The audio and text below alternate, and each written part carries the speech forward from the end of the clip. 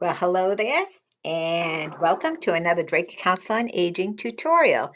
I'm Joan Turner, the resident artist at the Drake Council on Aging, and today we are doing this guy. I totally loved him. So my camera shows things in the opposite direction. So if you see me going this way when I mean to go this way, that's why I'm like totally confused here. Not really. Well, could be. Okay. So this is Frosty. This is who we want to do today. So you need a picture of Frosty so that you have something to look at and something to kind of go with what we're working on here. You will need a canvas. Okay, a canvas or a canvas board or a piece of wood. You could draw on, you could paint, right? So we're using the acrylic paints. So you want to use something that will hold paint, like wood, like a canvas board. You could use 300-pound watercolor paper. That will hold acrylic paint really well. So what I'm getting at is you can paint on anything your heart desires because you are the creator. And even though I'm going to mess this up, I'm going to give you one of my favorite quotes. And don't quote me on this quote because the person who said it, I'm sure, um, said it better. But the general idea is better is one own's path, though imperfect, rather than the path of another well made. Okay, so that's a really cool saying, and one of these days I'm going to look it up so I can tell you who exactly said it. But it's a great saying, right? So so if you have a package that you picked up, an art kit from the Drake Council on Aging, this will be in it. If in fact you don't have a kit and like you're using your own art supplies and all that good stuff, there is a copy of this in the newsletter. And if you don't have a physical newsletter, there's online newsletters, certainly. Okay, so there's a number of ways that you can get this copy, right? So not sure about the little rabbits in there, but the rabbits are kind of cute. Let's see if we can put them in. I think we could do it. I have faith. Okay, so you need this picture. You need a canvas or something to paint on. You do need something round, and this is actually brush cleaner. And it's an empty brush cleaner container that I put on my canvas in order to make my moon. All right. So you need something round to make a moon. You could draw it freehand without any problem, certainly. You will need M&Ms. No, you don't need M&Ms. You could have M&Ms if you wanted to, because the hot cocoa is kind of non-negotiable. But the M&Ms, okay. So you need hot cocoa. You need water. Water bowl or bowls. Okay, don't put them in your drinking cups because as you're focused so intently on your artwork, if you get thirsty, you may pick it up and drink your paint water. Not a good idea. It doesn't taste good. Trust me, speaking from experience. Okay, to do this picture, you will need green. You will need green for the trees back there. You always need white and black with pretty much any color, any work that we do um, but some things need to be dusted, and we always can dust a color with using brown, and we can gray a color using black. So if I look at those trees back there, they're kind of a really dark green. So I'm thinking I'm going to add some brown to that. Obviously, we're going to use a lot of white. Okay. Um, Here's my black. We want red for the scarf and his hat. You will want a drawing pencil to actually put some guidelines. Okay, so we'll want to put some guidelines on here. Okay, so a drawing pencil would be really good. Paper towels, always. And I know this looks like a little paper towel, but if you saw my art table, you would see many rolls of paper towels. We go through them really quickly. You will need small, small, medium, and large brushes. Okay, large brushes for background, the smaller round head brushes for some of the details. I took out orange for his nose, but if you don't in fact have orange, you can mix red and yellow. Red and yellow are primary colors. Red, yellow, and blue are primary colors. So as long as you kind of have those colors, you can make any colors you like. Okay, so here's my yellow. And again, these are acrylic paints. Blue. We're going to put a lot of blue in this picture. And I actually was thinking cerulean blue, but I changed my mind and decided to go with this is just called a brilliant blue. It's not quite navy, and you really, okay, maybe if I hold it this way, okay, this is the actual color of it here and not here. Okay, so blue, and any color blue is fine. Some browns. I have kind of a burnt umber. Okay, anything that says burnt on it usually is a little bit warmer color. So think burnt fire, a little bit warmer. And so what that means is they put some yellow or orange in there to warm it up. And this is a teensy bit darker. But the umbers tend to be a little on the dark side. So we have all that good paint. You will need art clothes. I have lots of art clothes on today. It's a little cool. You will need palette. And I say palettes because I usually use a couple. And and you can use really real palette paper, which is kind of a waxy lined paper that you can just throw away after. And these you can just throw away after also. Okay, and these paper plates actually come plastic coated, all right? But whether you're using plastic coated or not, this one isn't, doesn't matter. I just use them all. Okay. So let's see, brushes, paper towels, palette, a pencil, something to make a circle for your for this winter moon here. Okay, so let's go ahead and start putting on some guidelines. And this is a really big canvas. It's a repurposed canvas. I don't know if you can see that there's color underneath it. There's some purple up here. Um, I repurpose them all the time. And sometimes students will actually say, I'm not going to use this canvas anymore. I really don't like it. Would you like to use it? And I say, absolutely. I actually produce a great deal of art, so it's nice. It's nice to have the repurposed canvases. So you use a pencil. Don't do dark pencil lines. Do light pencil lines, and let's draw some guidelines on here. I am going to put mine on with blue paint just so that you can see it, okay? But typically, I would just use just the pencil as well as you, and I'm going to mix. I'm gonna hold the Frosty up over here, and you should put him somewhere where you can see him. So let me get my hot cocoa out of the way. Hot cocoa. And let's see if we can get you a little bit closer here. I want you to be able to see the canvas. Move this.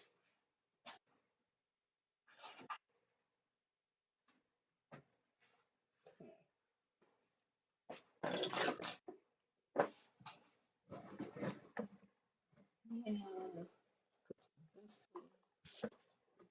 Okay, so this is a huge canvas. It's a big 16 by 20, but I wanted it really big because I'd actually like to give it to one of my child students, I believe, because I could change my mind. But for right now, I'm thinking it would look really cool and give it to a youngster. So if you need to practice drawing this on a piece of paper first, by all means, go ahead and do that. I'm going to put this back, put this here. Again, my goal is to let you see everything. And my video, I'm just videoing on my laptop here. So sometimes when it goes to edit, the editor goes, "My God, what is that green thing? And what is this? What is that?" And I'm like, "I don't know." Okay, so I'm going to just mix. See, slowly brush. So I'm actually taking some of this white, and this is not something you need to do. You want to actually use your pencil. All right, now I would use just my pencil, except that you would not see it. So I'm going to take this light blue paint and draw on here. And I already did do my little moon. Okay, my little winter moon is like right here. So I'm going to draw it on here. And as always, okay, if I'm going too slow for you, don't go ahead of me, wait for me.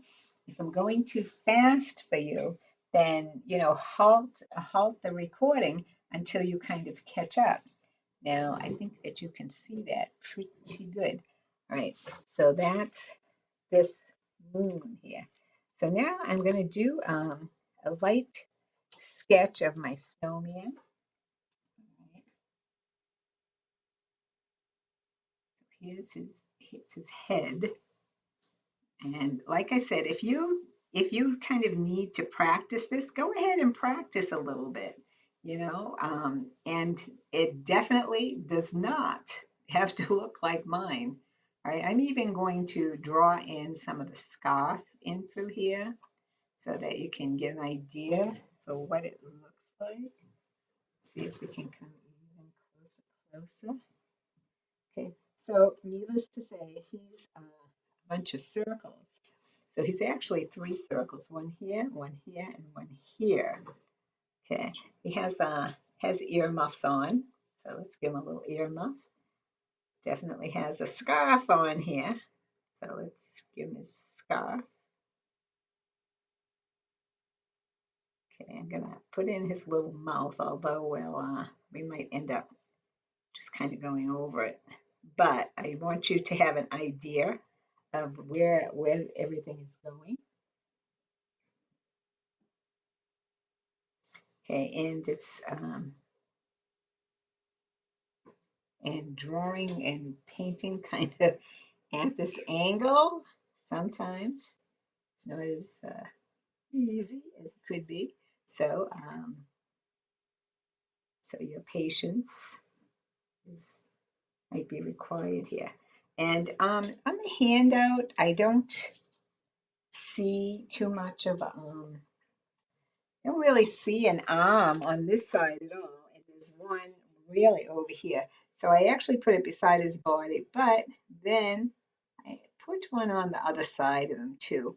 It's not really showing very much, but I thought I thought he should have, a hand over there. Okay, so now let's put in his scarf. And these are just guidelines. We might change them around a little bit. And like I said, I'm kind of doing it in blue paint so you can kind of see what's going on here.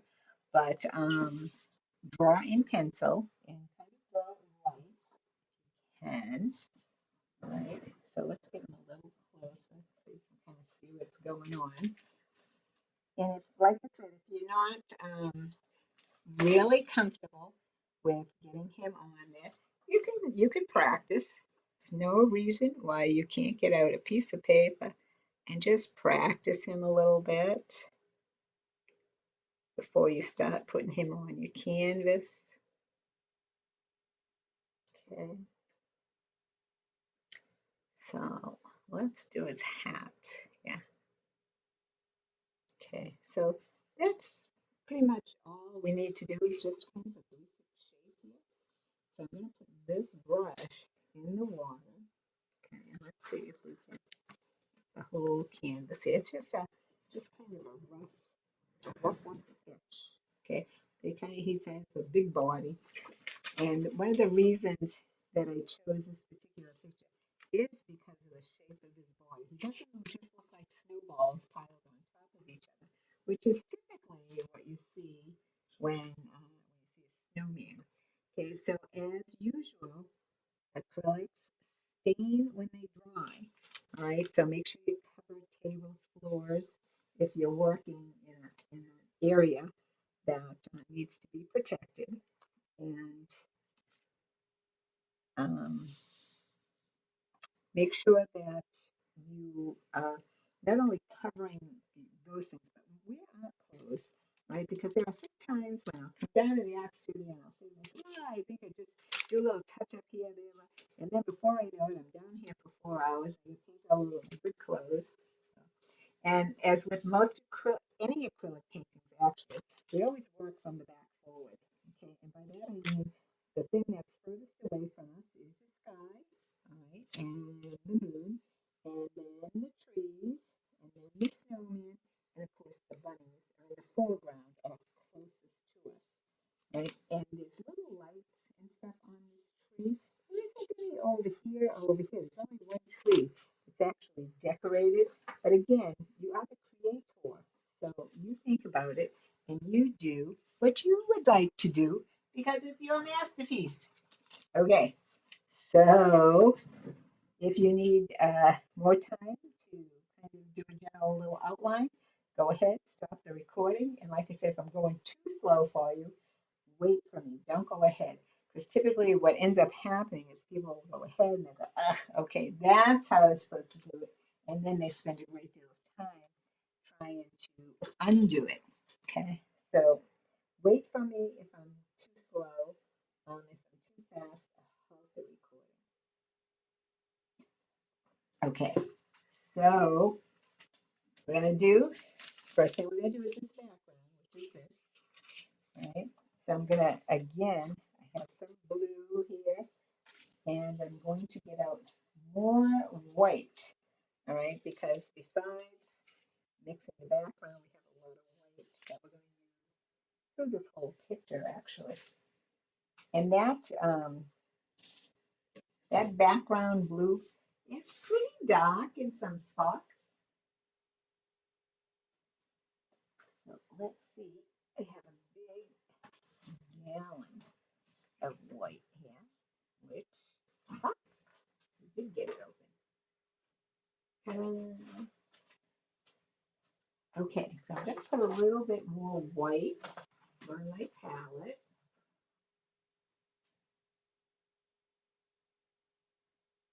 Okay, and this white that I'm using is from Craft Smart, and premium. Um, it's a premium paint, which means it has nice body to it, and it's on the thicker side. The white paint that I used to put on this little bit of an outline was a little bit thinner. Okay, so let's move this. And now I'm going to take my big brush, okay, because the background, you could do it with a small brush if you wanted to. It would take longer, which, like I said, is not too much of an issue, so whatever you're comfortable with, fine.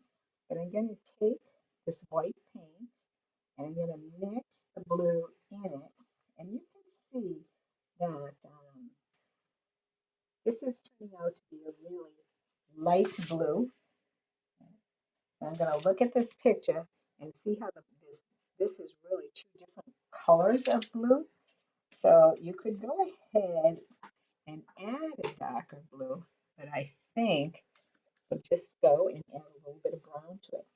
And this is the first time I'm doing this picture, so we're going to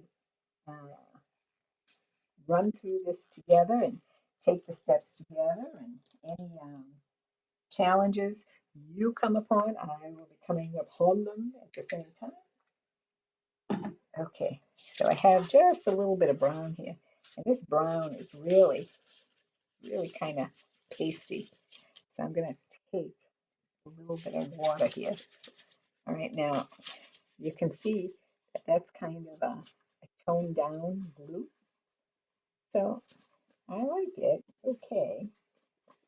Ah, that's better. Okay. So now I have all this different color blue. Okay, so I like it. I like the darker blue with a little bit of brown in it. Okay, so I'm going to use this back here.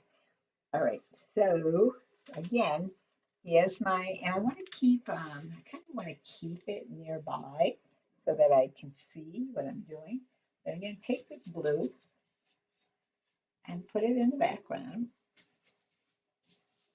doing my sides here. So it's definitely a different color blue than what's on that handout, and that's absolutely okay. Okay, it can be whatever you want it to be.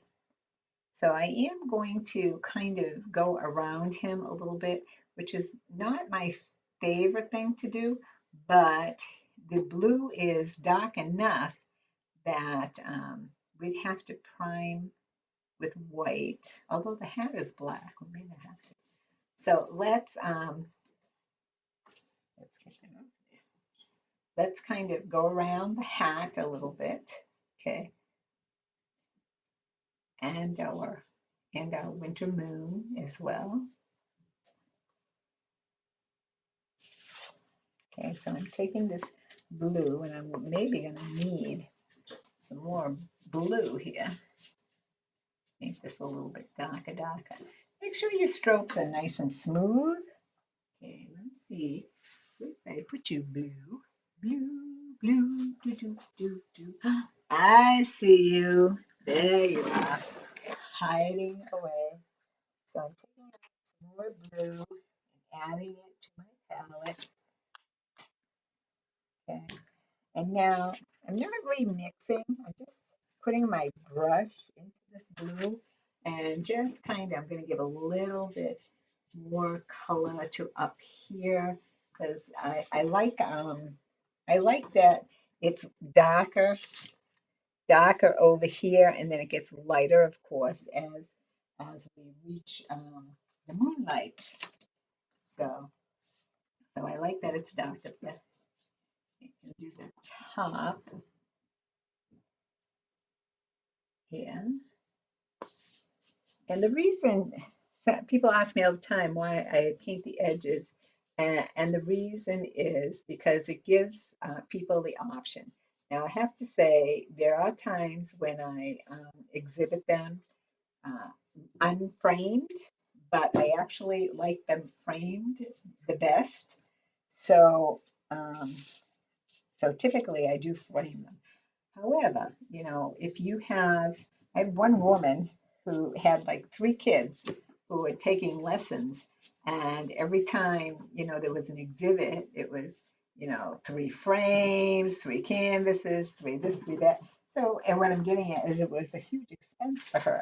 So, so if you do the sides of the canvases, you could actually exhibit them or show them or hang them, right, without um,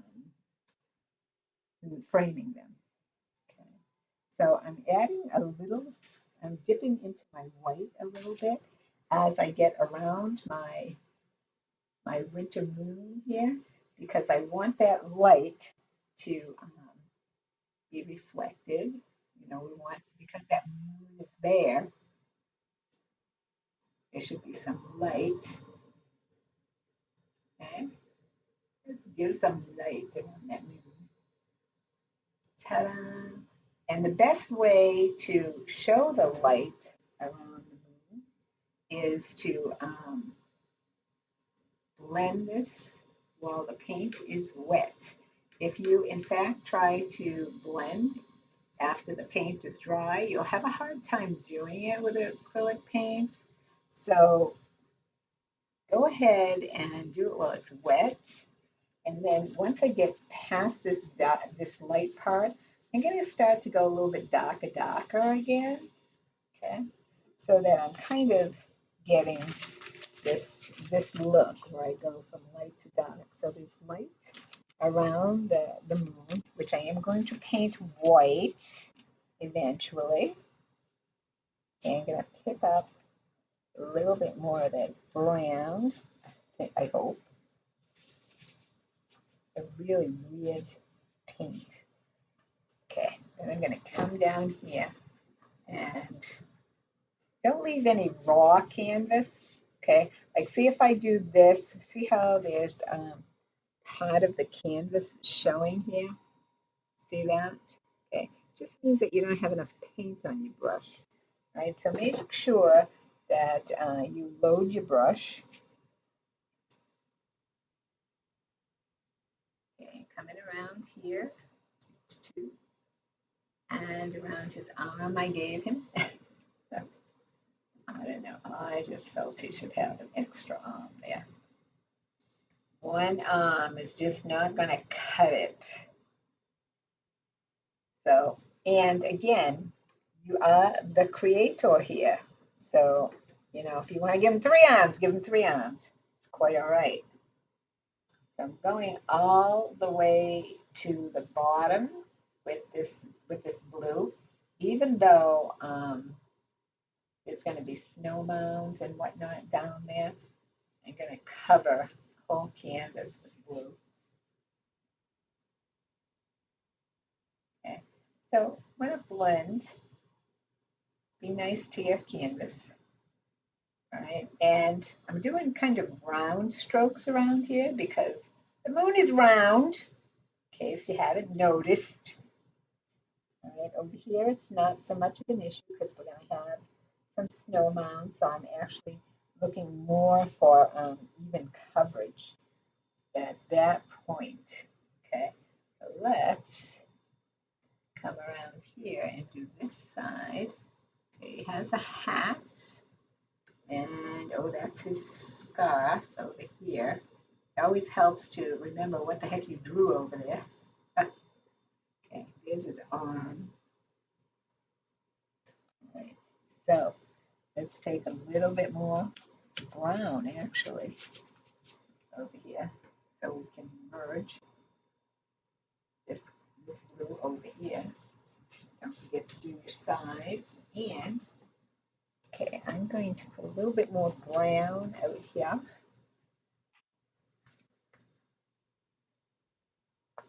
There we go.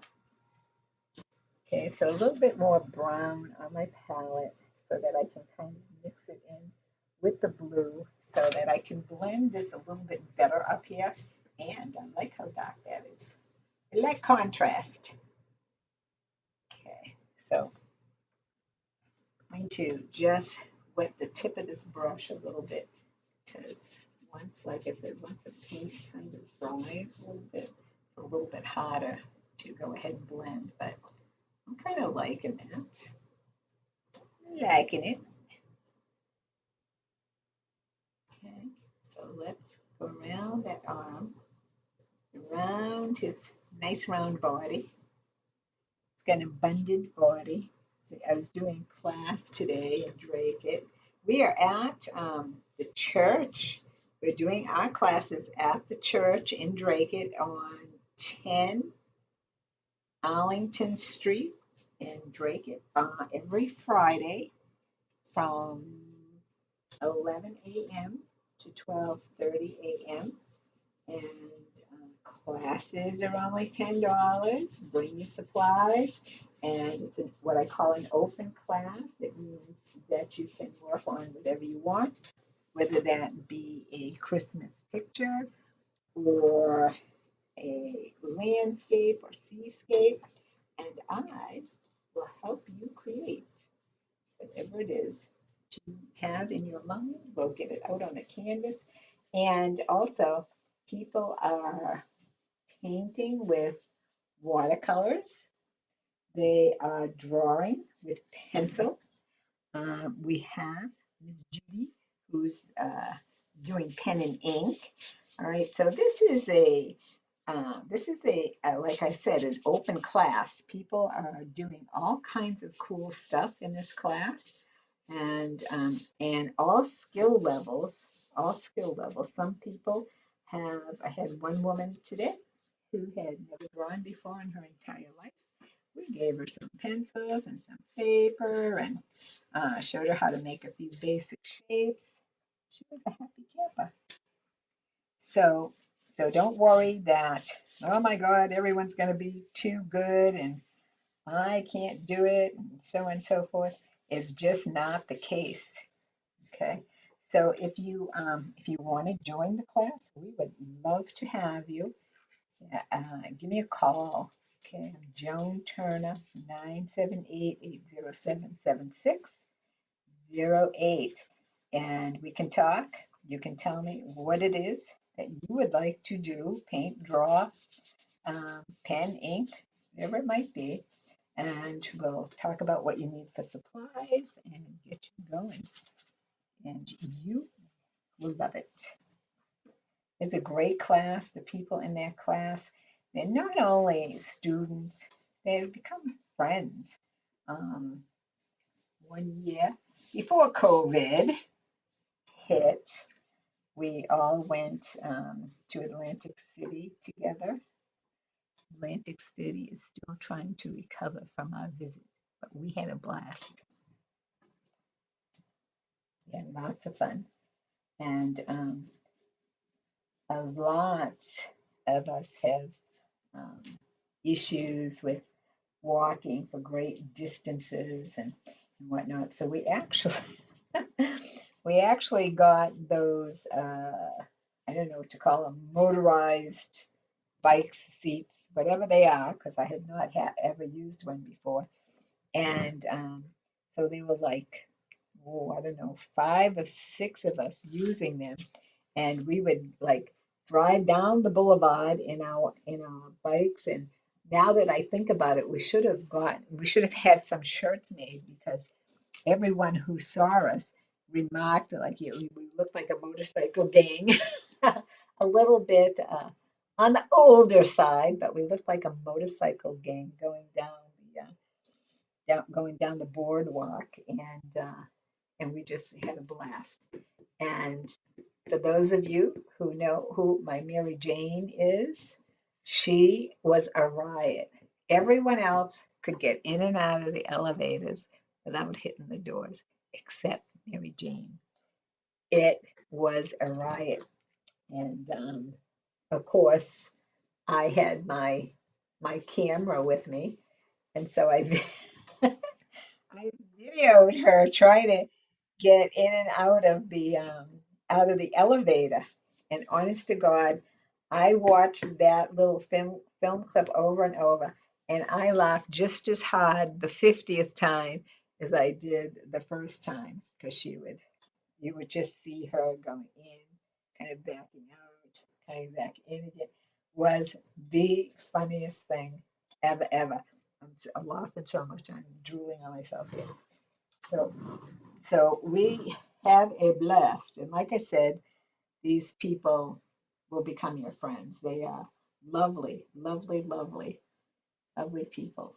Okay, so as I'm talking away over here, here's my little Santa doing his thing. Okay, so we're getting a really good background going here. Ah, drip, drip, drip down. All right. So another good reason to have your paper towels nearby, because if you decide that you're going to do something like this and it doesn't work out well because you didn't clean your brush up good, then you can have your paper towels nearby and avert an emergency situation. Yeah. Okay. All right. So let me see. This top looks done. That side's done. But guess what? Guess what, Joe? All right. So let's put him sideways. And I'm pretty sure it's a him because when I look at him, I'm like, oh, okay, it's a him, right? So again, just taking the paint, adding a little bit of brown to it, and doing this bottom, okay? And again, it really easy strokes here. Okay, so we just want to make sure that once we finish this picture, we want to hang it just the way it is. We can hang it just the way it is. Okay, so just take your paintbrush. It's a little blue, a little white in there. Let's get some good color. Okay, let's try this again, only let's not drip it down all over the place. So what I did is I just um, dipped the corner of my brush in the water so that I could smooth out some of this graininess here. And last time I dripped it down the canvas. This time I didn't. I learned my lesson. Okay, so we don't want to leave any raw canvas, right? I had, and this was a long time ago, and it's kind of good that it happened because sometimes, you know, if you've been doing art or teaching for a really long time, sometimes you miss the obvious questions and whatnot. I had a student who wanted a white background on her canvas, and she's like, "Is that?" I said, "Oh yeah, you can have a white background." So what she ended up doing is not painting the canvas. She just left the canvas raw. And so I'm looking at it, and it never dawned on me that someone, you know, if you're uh, if you're drawing and you, or even if you're doing watercolors, you use the white of the paper for areas that you want to keep white. But with a canvas, that's not the case. If you want a white background canvas, you have to put white paint on. Okay, you don't want to have raw canvas on your picture. Okay, so I'm thinking you're looking pretty cool. Okay, let's fix some of this. All right. So now, what is the next thing that we want to do? We want to stop doing that, John. All right, hold that thought. Hold that thought. Let me fix it.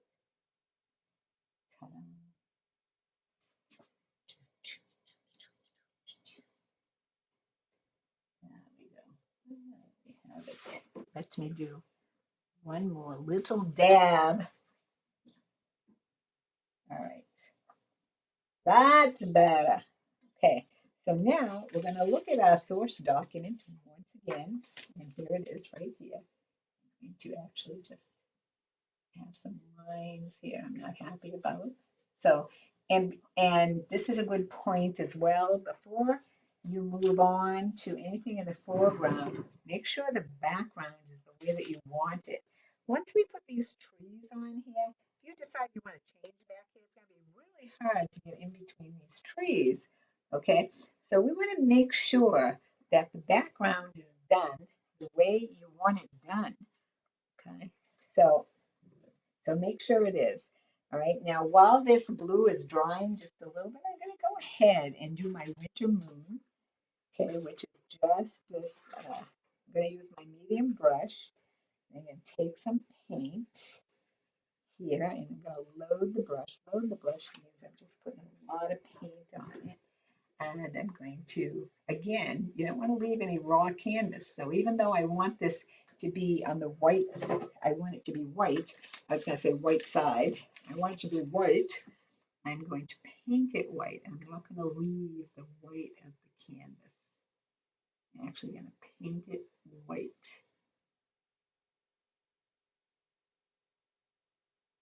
There we go. All right. And And the tendency here is to keep going over and over and over. And then people will get their circle out of round and all kinds of things. So work from the inside of the circle. Like don't try to paint the inside of the circle from outside the circle. Work inside the circle and go right up against your edge. All right, so that you're not constantly making this bigger, bigger, bigger. Okay, so I'm going to take just a teensy bit of yellow here and add it to the white of the moon. Okay, so I just, to me, that put a tiny dot of yellow on my plate. And now I'm going to take that yellow and mix it with a little bit of white because I really, really want to make sure my moon stays white. I just want it to have a tinge of color. Okay, there we go. Little tinge of color here. Right, so let me see if I can get it close enough for you to see a little tinge of color. I'm going to pick up just the teensiest bit of brown on my brush. Okay, and again, we're gonna mix it right into this white and just around the bottom here and do a little off white on the moon. Okay. Okay, work from the inside of the moon. Don't try to do the inside of the moon from the outside of the moon. Okay, let's see if we can do this without knocking over the cocoa. See how it has a slight color to it, a little bit of a color to it, right? And if you wanted to, you could even get a little bit more. As I'm looking at this, I'm looking to see if the artist actually put any color in there. And there is a little, there's a tiny bit. You gotta look with really good eyes to see it, but I can see it. Okay. So, like I said, just a teensy bit of color in there. It's very cool. And the darker shades, if you're using, like I have a little teensy bit of brown in here, put it kind of around the outside edge. And we want to leave this inside like nice and white in here. Okay. Can you see that? See how I had to give it just a little bit of texture? Okay. All righty. I'm putting my brushes in the water. All right. When you're not using your brushes, put them in the water so that they don't dry. Right. If the paint, again, acrylic paint, when they dry permanent. So if you lay brushes down on the table and they have paint in them, you don't kind of clean them right away. The paint will dry inside of there, and you have to throw the brushes away because no matter how much you soak them or anything like that, they won't come clean. The paint doesn't come out. So if you get paint on your clothes or on your table and you wash it off right away, it is a water-based paint. So if it's wet and you get some water and kind of clean it right away, then you can actually get it off here. But once it dries, it's permanent dry. The only exception to that, the water balls are plastic. So I've had color stuff on them, and you can actually use your fingernails and peel it away. And again, that's because it's plastic, I believe. Okay. So we're ready for trees. Before we do trees, let's figure out where our horizon line is. The horizon line is where the earth and the sky meet. So we look at our picture. It meets right here. So 1, 2. All right, this is a third, maybe. It's actually a little bit more than a third. Okay. Um, if you do it a little bit more, a little bit less, is it going to be the end of the world? No. Okay. So just guess. All right. So I'm going medium brush, and I'm cleaning it, but it's I know if I clean my brushes really good when I do this on the paper towel, no paint comes off. Because I'm just going to do it blue, I'm actually just going to make sure there isn't a lot of yellow on there, so it's sort of clean. All right, so I'm going to figure out once again. I want my horizon line to be right about here. Right, so I'm going to take some white and some blue, which is way down here, a little bit of brown, because again, I want it to be a little on the darker side. I want to make sure I can see it. All right, so, and I'm going to be kind of, let's see, 1, 2, 3, and it's a little bit over half. So I'm going to guess it like right about here and there. Okay. So see if you can see my lines. They're like right about here and right about here. Okay, and the only reason I need to know where that is because again, my trees, I want my trees to be able to sit on the horizon line. We don't want them floating off into space. So this actually comes up to about here. I'm going to raise this one a little bit, which means I have to raise it on this side a little bit. Okay.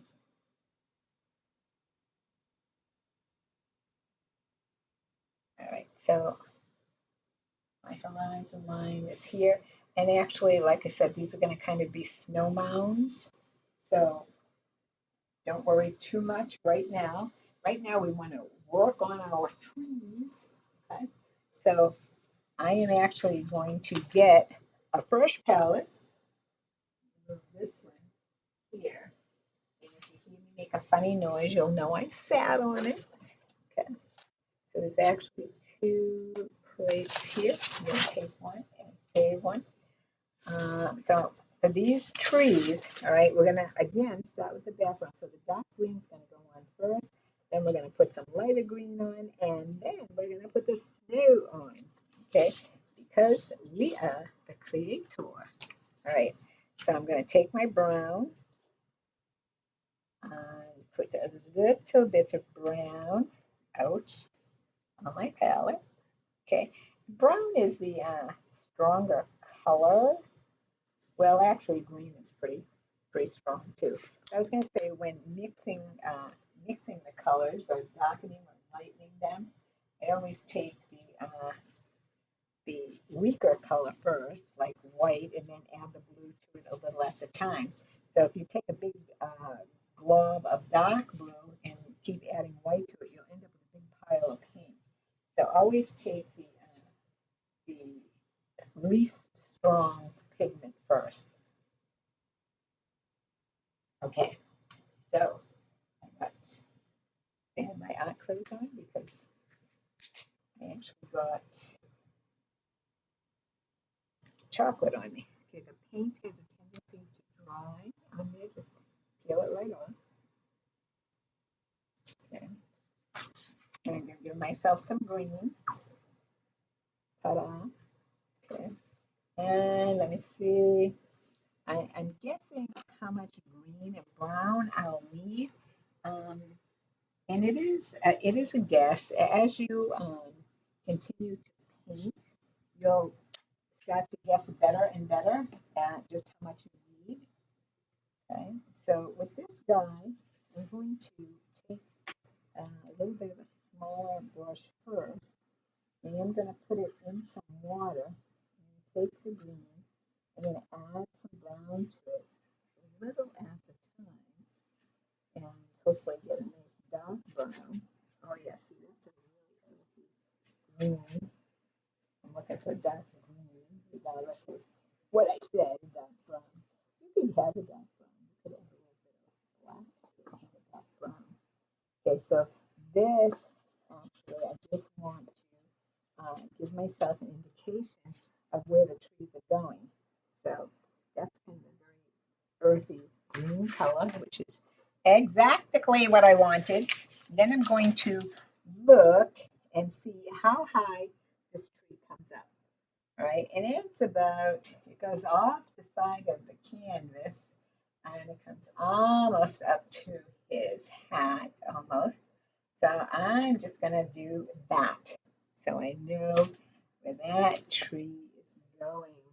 Okay. So it's a guideline. Same thing with the trees on the other side. Okay, so there's 1, 2, 3, and there's one kind of close to him.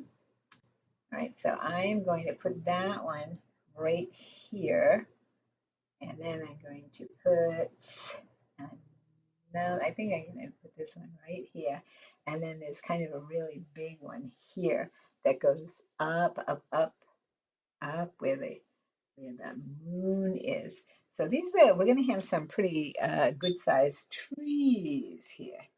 Okay. So now, how do we make good trees?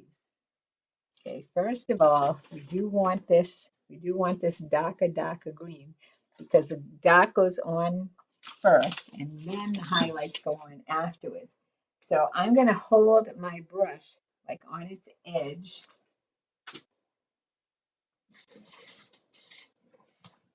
Let's see here if I know how close I get. Okay, I'm going to hold it on its edge and I'm going to tap, just tap, especially at the top because trees get bigger as they come down the canvas and not the other way around. Okay, I have students who really make a big, huge top, and then in order to get it kind of triangle shape, they have to be really, really, really, really, really big, big, big, huge trees. Okay, so we're doing this. Now I'm going to switch brushes, okay, and go to my medium brush. I'm going to pick up some more of that green and continue. Okay, now I have a student who does these line things. Okay, go back and forth, but go over that midline. All right, don't leave a line and then have branches kind of coming off the midline. Oh, my canvas is like moving away. It's moving away from me. Okay, so I want it to come all the way down here. I'm going to put some more paint on my brush. Come all the way down like this, and I'm going to hold on to my canvas because it really is moving around here. Okay, so I want this tree to look like it is going behind my Mr. Snowman. Okay. That's a pretty good tree. I like it. I'm liking it. So let's give it a few more little, who's in my whatsies here? A few more little branches. Ta-da. Okay. And stand back. Stand back. Take a look. Take a look at your work.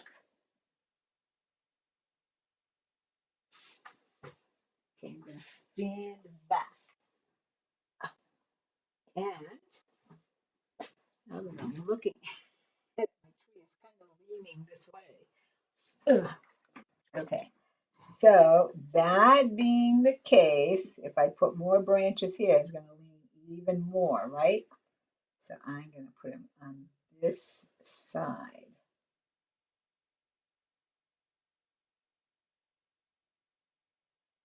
Okay. All right, let's see if that's better. That's better, Joni. Okay, so here's that tree. Okay, now let's go ahead and do the other trees. And I'm going to start with the background tree, which is this little guy way back here. And again, hold the brush carefully. Okay, and just kind of tap. All right. kind of tap and go back and forth over that midline. Don't go from the middle and start making lines coming out from that midline.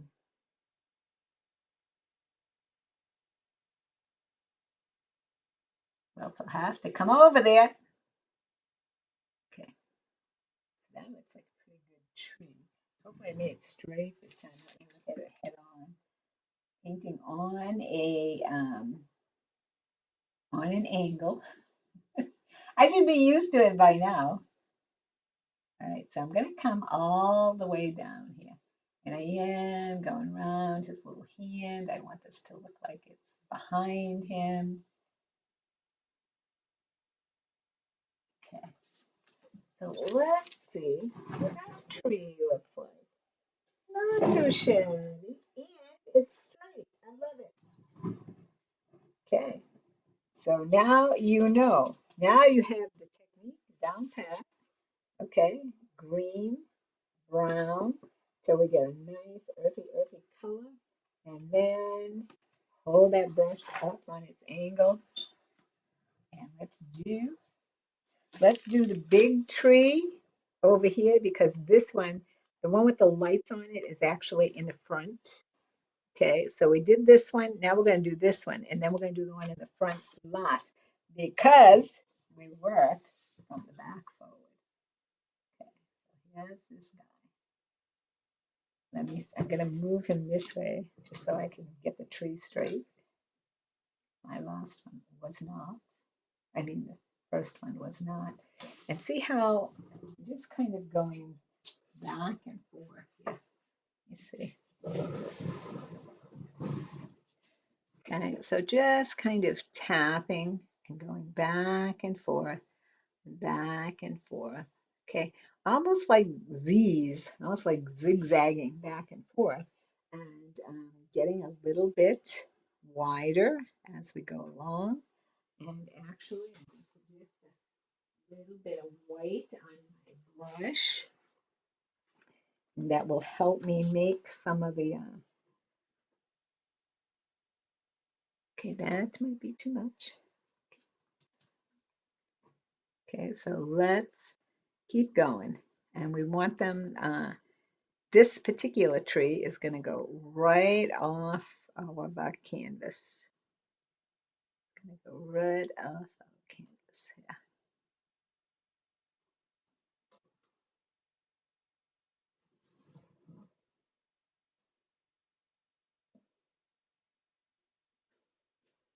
Okay, let's see if we can get this little guy on straight, Joni. Okay, green and brown. And actually, I know you can't see it that well, but there's quite a bit of brown in here. Okay, that's a really dark green. Very earthy color. So here we go. It's coming down, down, down, down. Here it goes. It's a pretty big old tree. It's a big butt tree.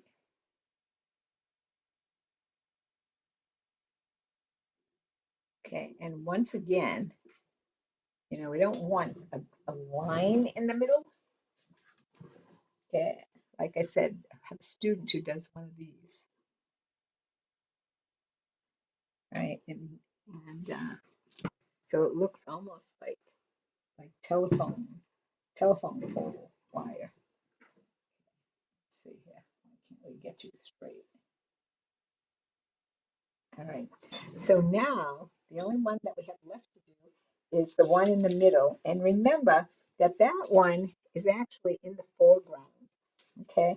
And it's a little bit difficult to tell there, but we're going to make it come out. We're going to make it come alive. Okay, so a little bit of tapping going on here. And really, the brush is loaded with paint, and I'm literally just tapping the brush to the canvas. Okay, and as I come down, it is getting wider and wider, and we want it wide and wider and wider because, again, it is the tree that's in the front. So let's let it, I can see my little line there, so let's fix that, baby. Okay. So here's this tree. And again, kind of want it in the front a little bit there. So look at those babies. That looks awesome. I'm not going best fan. Okay, so here's my trees. So once I like the shape of them, okay, let me see if I can get them a little closer. And again, stop the recording if I'm going too fast, or wait for me if I'm going too slow, right? So these trees, we want to get some highlight, a little bit of highlight on our tree. So the first thing we should do is have more hot cocoa. Don't drink the paint that's on your hands. I'm going to take a little bit of this yellow and put it on my palette. So, and then I'm going to not clean my brush. I'm just going to pick up some of this yellow, and because I already have a lot of green on my brush, this is what's going on. If it's too bright, use a little brown to tone it down. Let's see what's on my brush. Now, again, because I want this one in the middle to be in the foreground, I'm going to just do the same thing that I did before. Okay, now let's get closer so you can see. See the difference in the green? Okay, see how it's lighter? Right. So we have a really dark green on there. Now we want a little bit of a lighter green to show up. I'm going to pick up more paint and get this on this forward tree. Right now, look at this tree versus these two. It stands out a little bit more because of the contrast. Now, contrast is always light up against dark, certainly. Okay, so, and that's what makes things kind of show up. So I am going to put some on my other trees, but I am definitely going to kind of steer clear of, ooh, I have a big green block right there. So I'm going to kind of steer clear of, I want to make sure that this stays in the foreground. Okay, so let's get a little bit more up here. We can do a little down here. But again, definitely wanting my trees to have a little bit of contrast on them. Okay, this guy we kind of have free reign with because here they are by themselves over here. Okay, can you see what's going on there? Oops, almost went just into the yellow. Okay, let's see if we can get in close again. You see that okay? Okay, so just bringing down some of this, what, a little bit of a highlight green color. Okay, so there we go. All right, now comes the fun part. We get to put the snow on the tree. Now, to put the snow on the tree, you definitely need a clean brush. So, either use a different brush altogether or make sure that you clean your brush really, really, really, really well.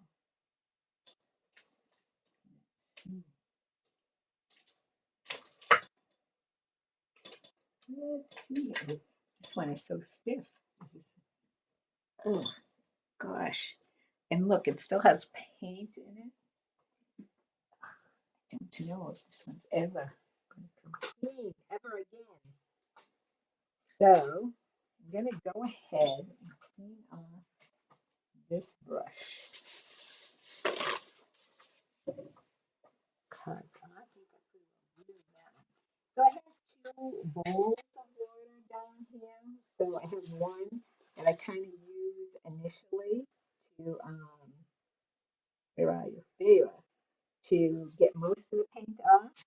So just kind of swishing here. And I don't know if you can see it, but my water is really, really green. So I'm swish, swish, swishing. And getting as much paint as I can off of there. And again, you will know when your brush is clean because when you do this to it, see the paint that's still on there? So that's how you know whether or not your brush is clean. So now, like I said, I have two bowls of water here, and this one's relatively clean.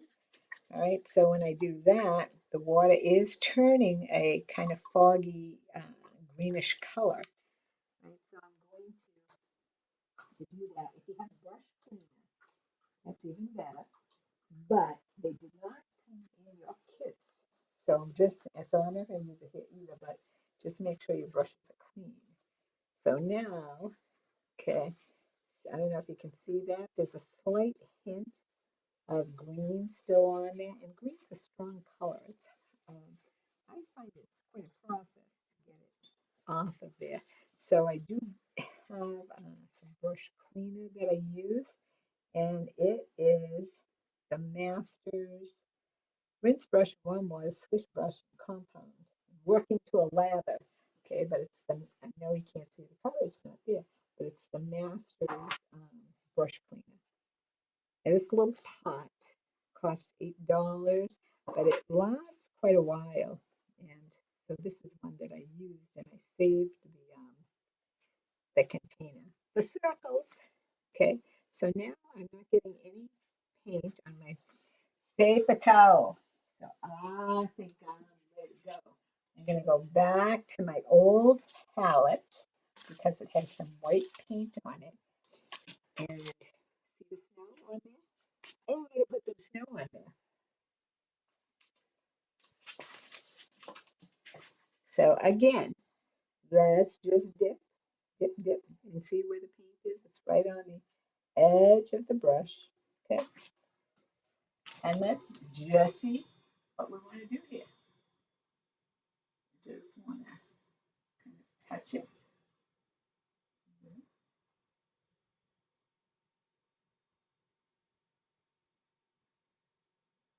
Okay, and I'm actually kind of doing the same thing. Okay, I'm pulling on the brush just a little bit.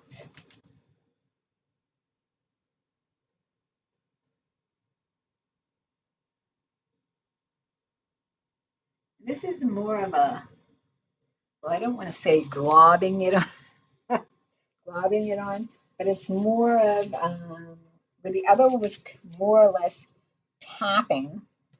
Okay, and this is still tapping, certainly, but I'm being more careful about where I'm putting the white. Okay, and know also that if you put too much on there, you can always kind of fix it with the green. So if you find that you don't like what you did, don't worry about it, baby. Okay, I'm going to switch to a smaller brush and see if we don't get a little bit more control here.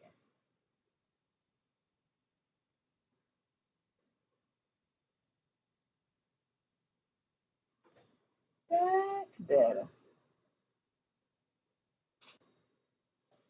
So let's do a little bit more dabbing here.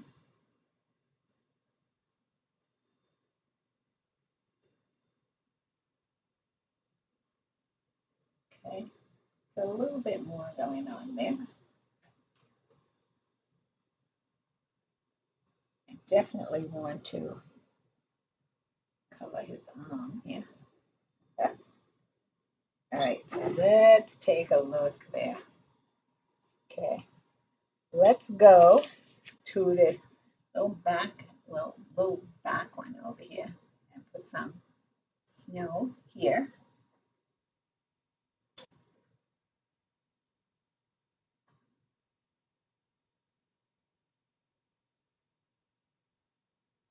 Okay, a little bit of snow there, right? And once again, I kind of want to kind of focus on this little guy over here. I'm gonna just kind of put some snow on the boughs, a little bit here and there.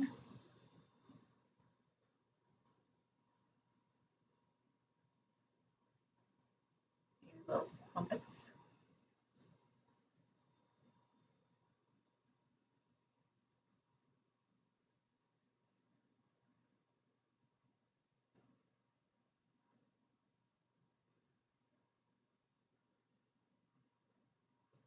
Actually looks pretty cool, kind of swirling it on here. I like that. I like the swirling it on. Let's swirl a little bit more here.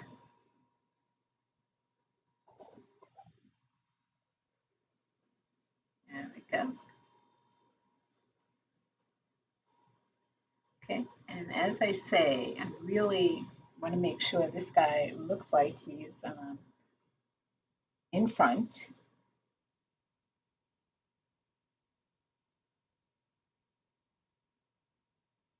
And this is kind of the fun part, putting snow on.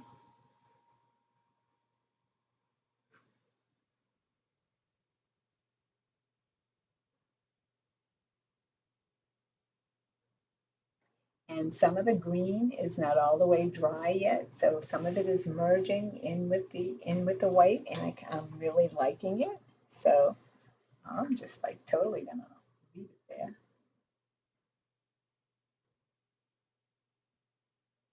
Okay, so this kind of let's let it be a little bit more faded down here, so that we keep the snow going on over here, and let it be really more noticeable.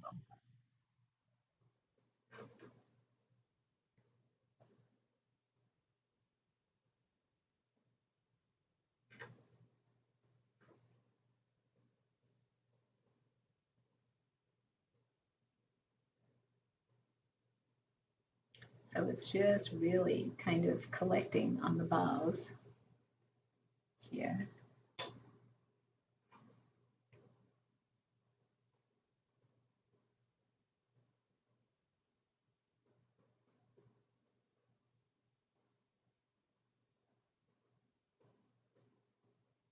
Right, so just kind of tapping over that. Like I said, I'm really kind of giving this tree a great deal of attention. Okay, so we don't want to give them all attention, but let's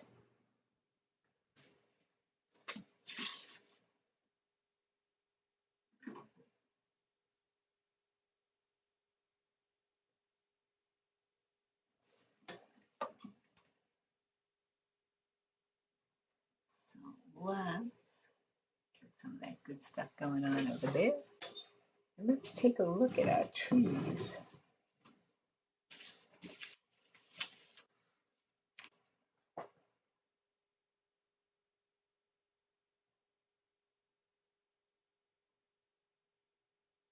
So this guy is kind of off in the background. We didn't give him too much. Okay, and I think look at your trees, and if you have too much snow on them, and I think this one in the middle kind of does. Okay, so I'm going to go back to my dark green and brown, right? So again, don't be afraid of anything. And in most cases, if in fact you end up putting too much of anything on anything, it pretty well can be fixed.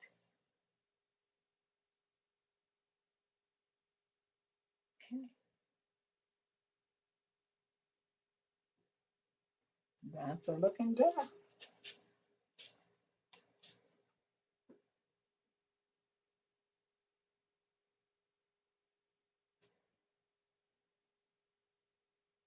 Okay, if you have pieces that you need to break up, go ahead and do that. This guy needs a little bit more green up here.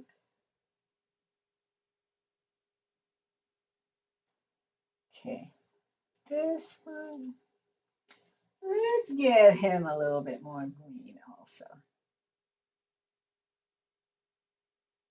All right, so you are the creator, get these the way that you want them.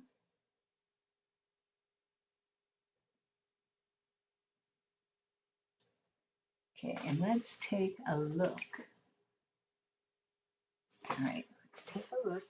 And sometimes you just gotta step back a little bit and take a look and see where you are. And I actually am liking that little guy.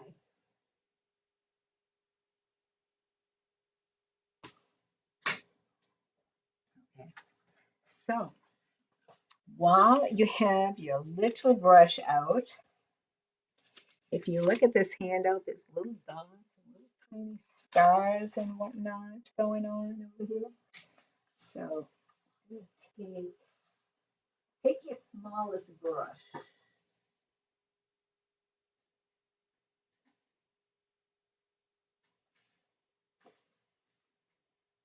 Take the smallest brush that you have, okay, and in your white paint, I put some water on the brush to kind of make the paint flow a little bit. And after that, get this out of the way so you can see what I'm doing. All right, we're going to put not only some little white dots on here, and you could actually flick this on, but people have hard time flicking it on. I'm going to take this and make a little twinkly little guy. Okay, so twinkly, twinkly little guys are usually X's with little tiny, can you see that right there? Okay, so that's what I'm doing. I'm making some of those. Um, if in fact you have, I would do this with the white paint, put little kind of dots and whatnot on there. But I also, if you have, you or your wife or your girlfriend have like shiny nail polish, okay, you could do that as well. Okay, you could put shiny little nail polish on here. Okay, so here's my little snow, dots of snow. And this is actually all of the snow kind of everywhere, but I'm thinking background for now. Okay, let's put in another little star here, shiny star.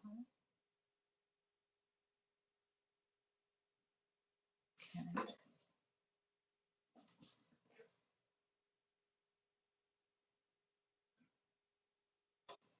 And maybe another little one way up here.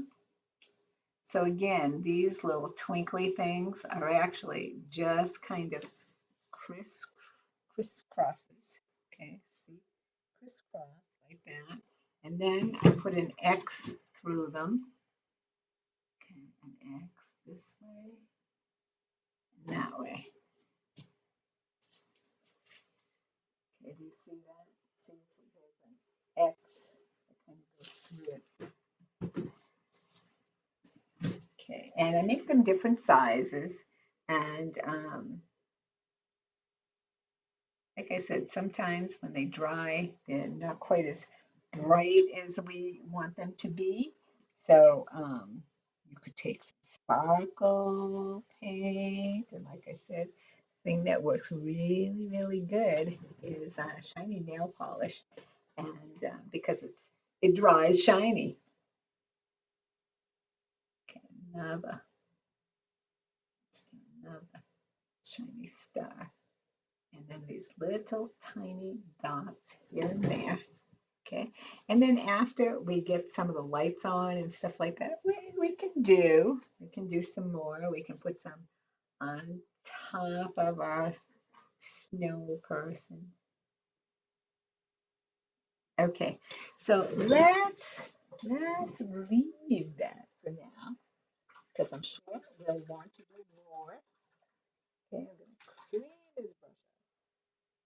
Okay, and put it back in its little, have a little, let's see, where are you? Oh, there we go. It's a little bit of a tube. It's a plastic tubing that protects the bristles. Okay, so before we go ahead and do our snowman and more foreground work, we actually need to put the lights on our tree. Okay, so you could use the same brush you did for the snow and the stars. You could use one. This is a really big canvas, so I'm going to use a little bit of a bigger brush. So I need red and yellow.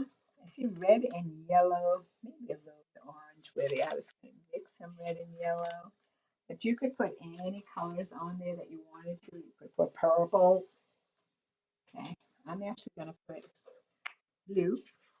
I'm going to put some blue out here. I am going to put some red. Find my red. Where did you go? Ta-da! Red. Okay, get some red out there. And let's peel off this dry paint. There we go. Okay, so let's get some red. All right, I already have yellow out. And, let's put some orange as well. So we don't have to adhere to what we see. We can do what we want because we can. All right, so let me get my brush here. Like I said, I'm going to use a little bit of a bigger brush. Okay, and I'm going to start with my orange for some strange reason and just dot here and there on this middle tree. Okay, and I'm going down. Okay, and I'm really kind of loading the brush so that there's a blob of paint on the brush so that I can just touch this and get a relatively round shape. Okay, so there's some orange. Let's clean. I'm just going to wipe off the brush because from the orange I'm going right to the yellow. And again, I'm really kind of loading the brush so that there's a blob of paint on there. And then, again, just touch it to the canvas.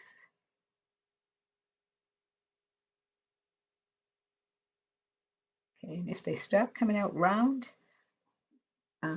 re-dip your brush.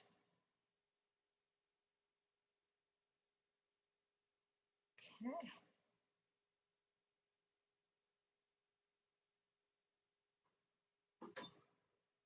So can you see what's going on there?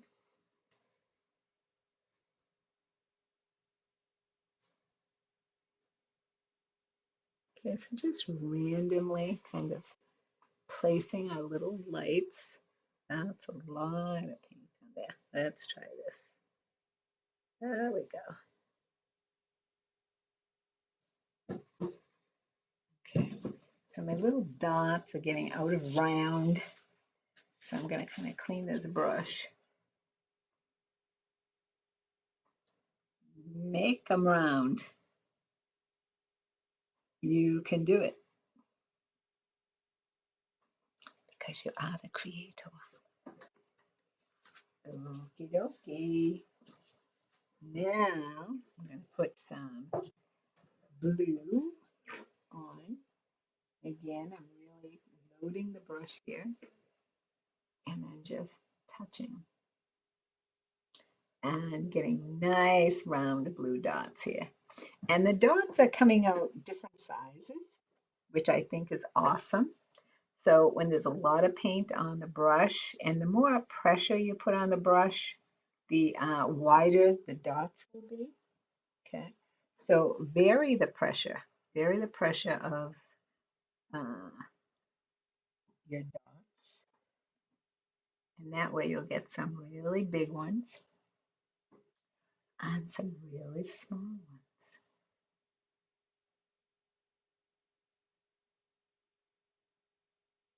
I'm gonna put one way up here. I like it. Let's see if I can get closer so you can see my lights. You see my lights?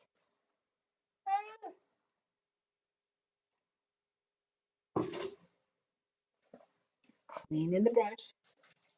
I'm gonna go to red, and I think I'll take a look after that and see. I have a feeling after the red goes on, we will have it made in the shade. And actually, the red is really, really close to my orange, which is kind of a vermilion color. So I'm not going to put whole bunches of red dots on it.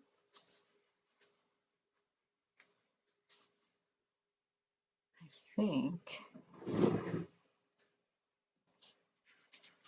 think I'll take just this little bit of blue here and add some yellow to it. And this gives it kind of a really bright, bright green color.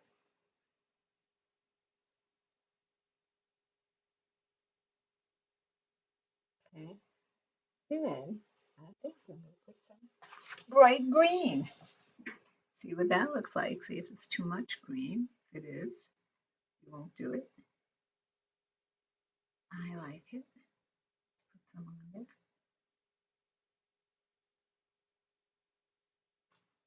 Okay, I think that's good.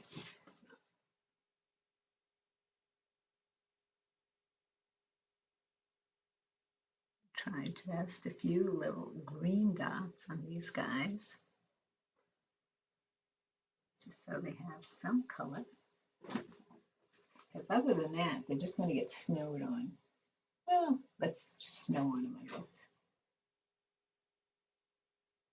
Okay. Can you see it? You can see it. Okay.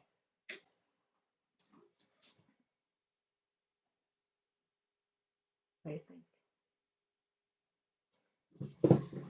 If you're thinking, cool, that looks cool, you're absolutely right. That looks awesome. Okie finokie. Let's, okay, so now we did our sky, which was the furthest thing away from us. Then we did our moon, who was probably the same amount of distance, even though we know in the sky it's further away as far as painting goes. It was in the same plane as this, and then of course our trees.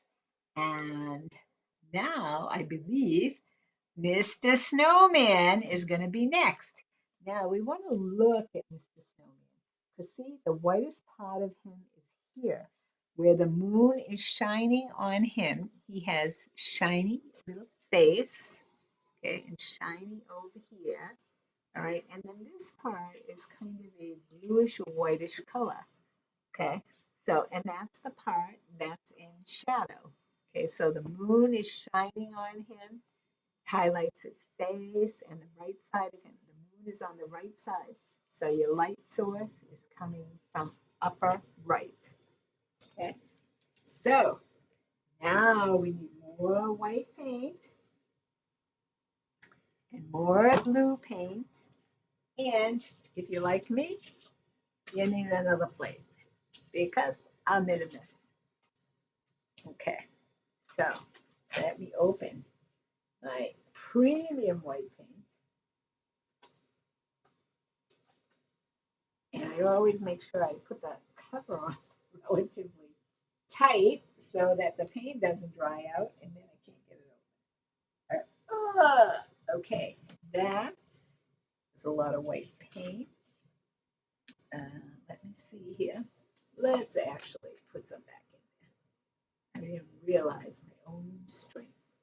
Okay, let's do that. Not too shabby. Let's put this guy back in. And if you're wondering why I don't just use this, the paint has dried inside the straw. So after going out and buying a whole bunch of these, I can't use any of them. I guess I don't know. I guess the thing to do would be to clean them in between each use. And when we do our paint parties, I need a lot of paint, so I use these. And this was really, really easy to dispense the paints, but I didn't realize that I would have to take them off and clean them. So the paint is all kind of stuck and dried in there. What happened? Okay, so let's stop this from dripping on the table. So I do have some blue out, but I'm going to need a little bit more blue. And I'm going to use the same blue that I used for the background, because I would like them to relate to each other, certainly. Okay. So I am going to use a good sized brush, if in fact I can get it clean, because now both my water dishes are pretty bad. Okay, so let's see here.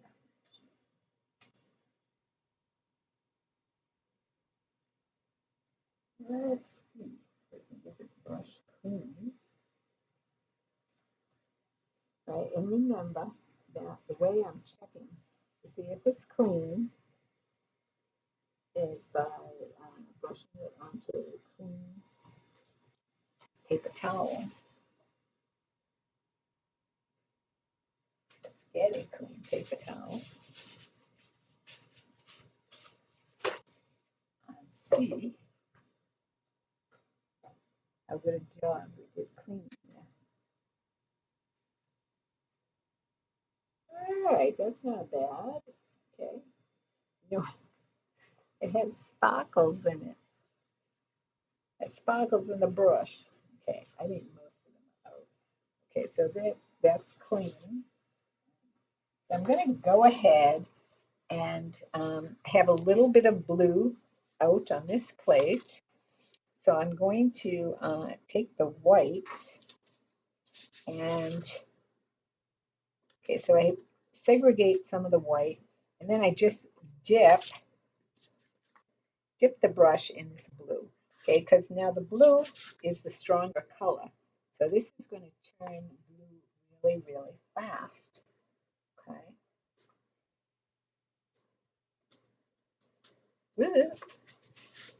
All my white's going to drip right into there. So this I could use for this color back here, certainly, for the background color. This actually even has if I look at this picture, it's even darker. So it could even have a little bit of brown in there. Okay, so that can be for the background of him, right? And this can be for the foreground. Okay, so just pick up just the white, and you already have blue on your brush, so it's already going to be a blue tint. Okay, so let's go ahead and do him.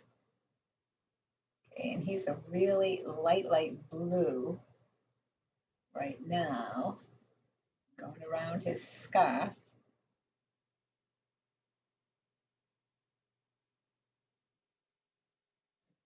And I'm going to blend the light in with the dark. Okay, and now I'm going to take and clean off excess paint off my brush. All right. So, and then I'm going to dip into the white. And then again, I want this part of him to be white. Okay.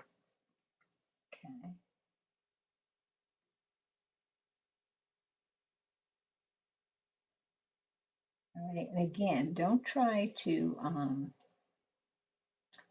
work inside from the outside. Use the inside of the circle to go ahead and do inside him.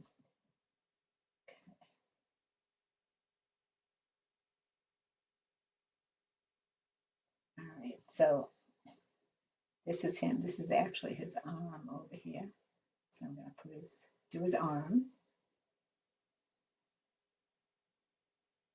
This is his little body. So let's do his body around the hand. Okay, and acrylic paints dry relatively quick, fast, so that this will, this paint will be able to get it even a little bit whiter over here in a few moments. However, let's take a look at what we have going on over here, and it's really, really dark on this side of him. So I'm going to go ahead, switch to a smaller brush and do his face. And the only reason I'm switching to a smaller brush to do his face is just to have more control. So we got quite a bit of blue, green on this brush. So let's clean that baby. Clean it as good as you can. And then I'm going to take this bluish whitish paint again here and do his face.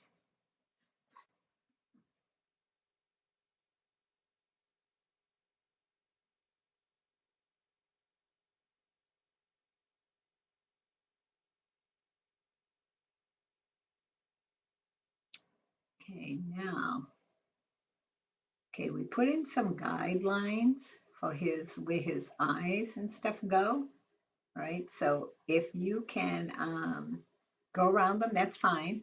And if you can't, that's okay too. You can redo them. So do not worry about a thing. Don't worry, be happy. Okay, so I'm doing his face, but I did not do I didn't do his scarf, certainly. And actually, a lot of his face is in shadow, certainly. But we also, after it dries just a few minutes, we're gonna put some highlight on. And the highlight is going to be where the moonlight is hitting his face. So while that's drying a teensy bit, I'm going to switch back to my bigger brush, dip into my white, and put the highlight in. Okay, see where the highlight is? It's on this side and comes all the way up here. And like I said, one of the things that I really liked about him is that he didn't just look like a bunch of snowballs piled on top of each other.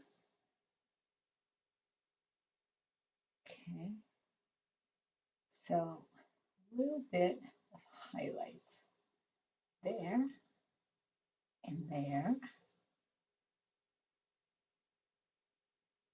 maybe a little around here, a little bit here. Ta-da! A little on his chin, I think.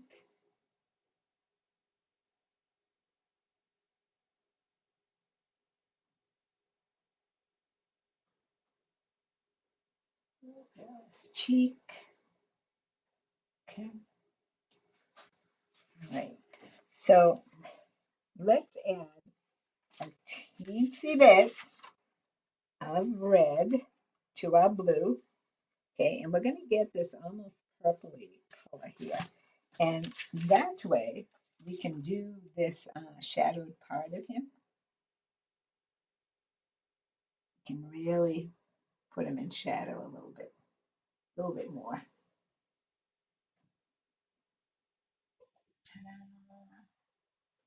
There we go. So I'm actually going to take a teensy bit more. My blue. So I took a little bit of blue, adding a little bit of red to it. Red and blue gives you purple. So this Frosty is really going to look frosty. Yeah, I gave him gloves. So,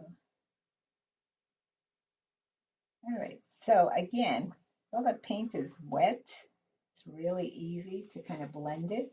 I want some shadow here.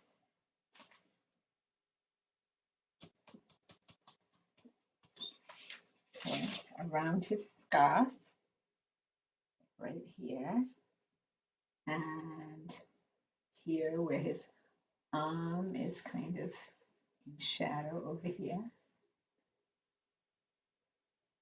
And this arm, even though it's not in the picture, we'll give him a little shadow there. We're going to give him a little shadow where his face is in shadow, like this, and under his hat. Okay. And there. Okay. Let's do a little bit more right here. Okay. And we have some snow mounds here. You can begin to put in your snow mounds, and these snow mounds are really just mounds. So we're doing this. There's another one over here. And you just kind of putting in the basic shapes. So we just want there to be snow on the ground.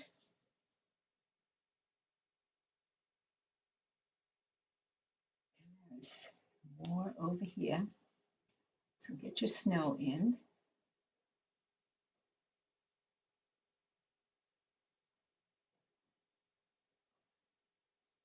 Okay. And there's some darker colors in here. Okay, and remember, red and blue makes purple. So any place you want to put shadow, okay, which, so you need some more blue in order to do this, because my blue is coming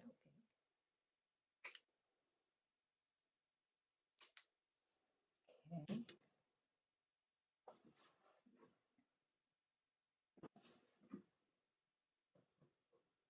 Okay, so the shadowed areas, let's put them in.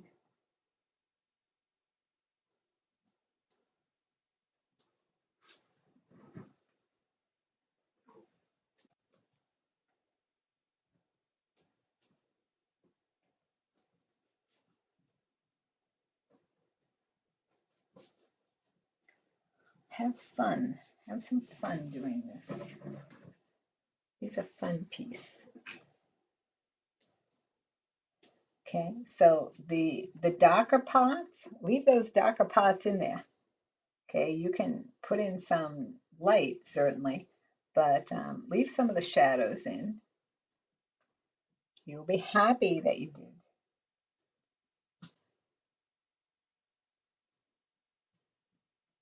Okay, because that really gives you a picture of a great deal of depth.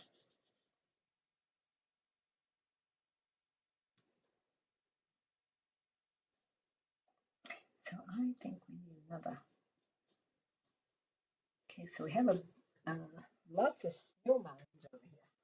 Liking those snow mounds. Let's put right in front of him.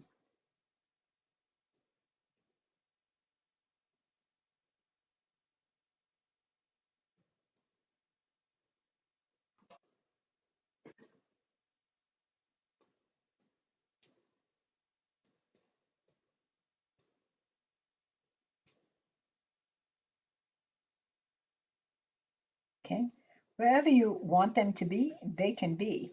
All right, and I am looking at the handout. However, I'm also just kind of putting them wherever I want them to be. Okay, here's the darker part of him here. So let's go ahead and put in some snow over here. Okay, and this snow wants to kind of be going behind him a little bit. So I'm going to take this darker blue and red, because I want that kind of purpley, really dark color in here. It's kind of sitting over there.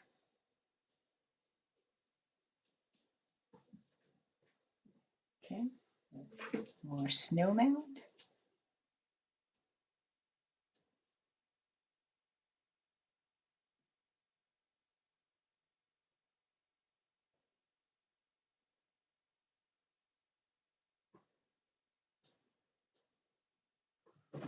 Okay, liking it, liking it. Okay, let's reshape this guy a little bit.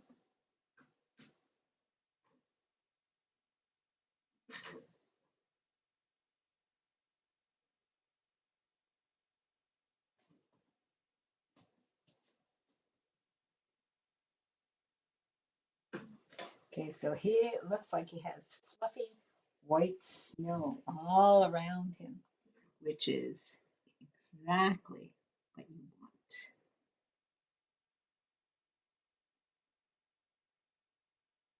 want. And it's fun. It's fun to do. Okay, I'm going to give us a little bit of a mound right here.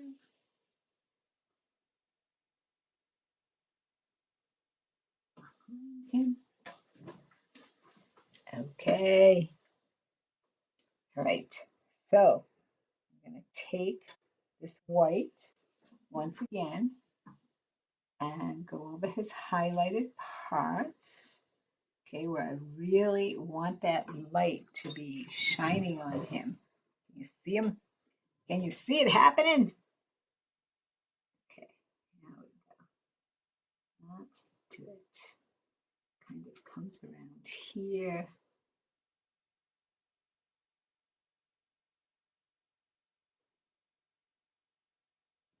Very nice and nice. Okay, let's work in some of these darker areas, and I actually do want to work on his face a little bit too. So again, this darker area on his face, all right, is blue and red. Okay, a little bit more red. Where are you? Come hither. Come hither, my red. Okay, so what we end up with is kind of purpley blue color. Right, so I want to get under the hat here and get some shadow going on over here. And let's thin out the paint just a tad. Okay, right around here. Let's go around his ear muff a little bit. Shadow going on over here.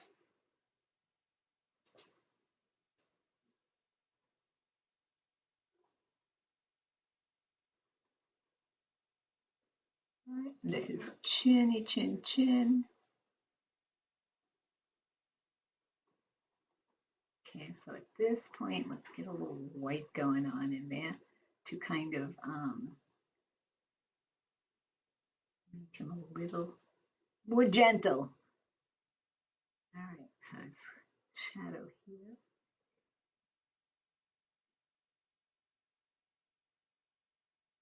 Okay, and it actually comes down the side of his face over here on his little chinny chin chin.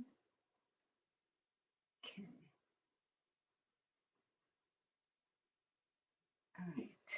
And where's his highlight going? Okay, the highlight is definitely on his chin. It's on this cheek over here. It's on this cheek over here. Okay, so once again, we can give him a little bit more we can blend them in, give them a little bit more highlight as we go along. However, we do want to let that dry a little bit.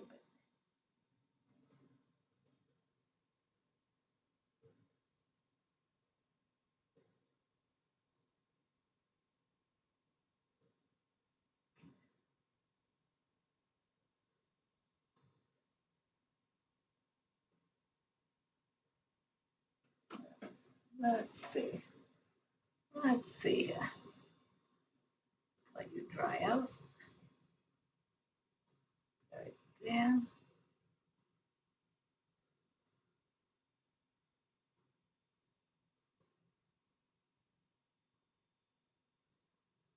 Okay, let's go back to the bigger brush and go underneath his scarf.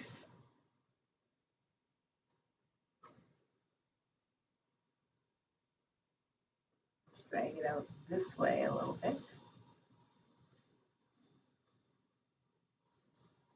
Okay, let's come in over here a little bit.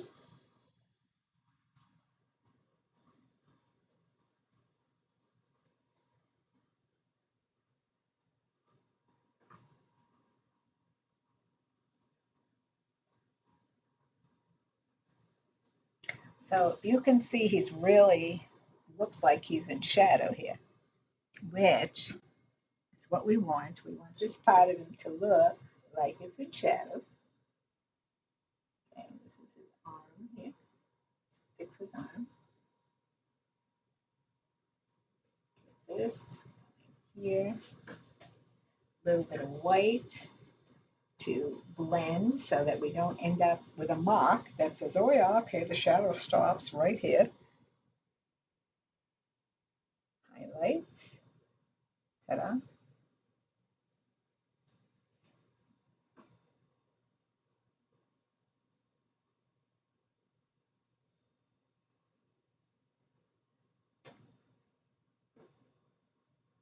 Okay, so I want to keep the light on this side of him.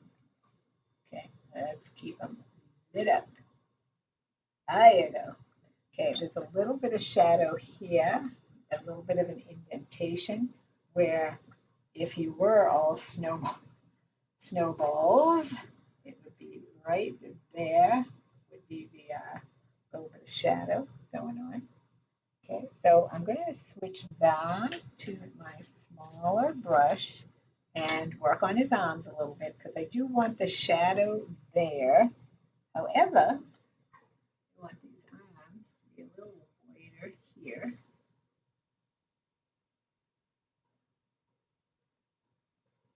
Okay, I'm going to take a little bit of this dark, put the arm in shadow.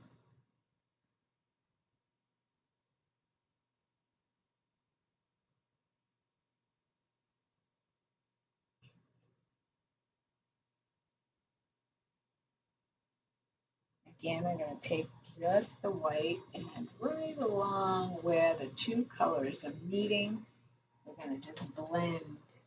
Okay. I'm going to clean off the excess paint off of the brush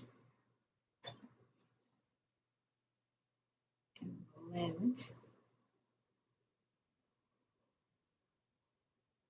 Okay, so he goes from kind of dark to light over here.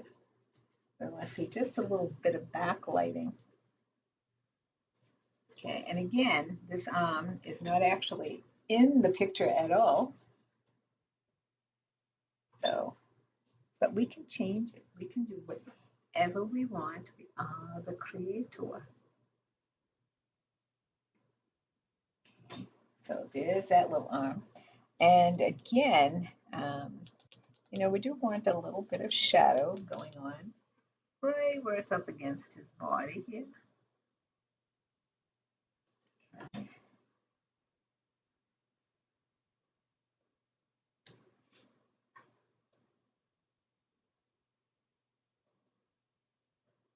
Just up against the body. Then we're going to get the white, and again, we're looking for a blend here. I'm going to blend it. Okay, so there's a lot of different values and blues in here. In order to be able to see everything, you do have to vary the shadows. This actually could have been a little bit longer, but we're liking him. We're going to leave him as is, and I am going to work on his face some more. Okay, so little face. Let's give him a bright cheek here. Okay. Let's keep the shadow. Keep the shadow. Okay, so to keep the shadow, again, we're mixing the blue and the red, getting that little bit of purpley color in there.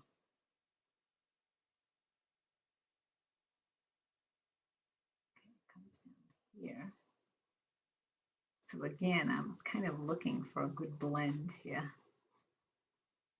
This cheek kind of blends in. Let's do that. And this kind of losing our guidelines, but that's okay. Let's get them in there right. I'll just do it.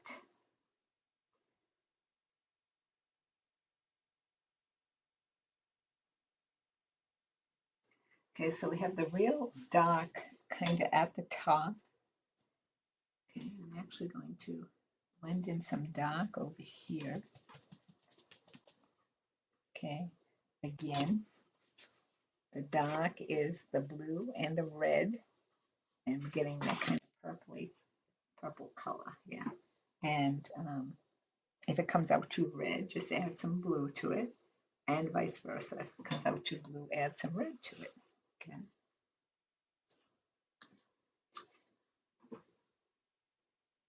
So I'm looking for kind of a smooth blend here. Take a look at this. Let's see if it comes under here. This is a little kind of a dimple thing going on over here.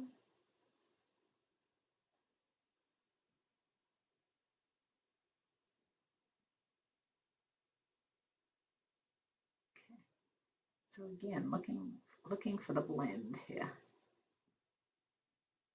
And it's such a small area to work in, but you know what? Just take your time and until you get it the way that you like it. Okay. And I'm thinking, finally, I'm liking him.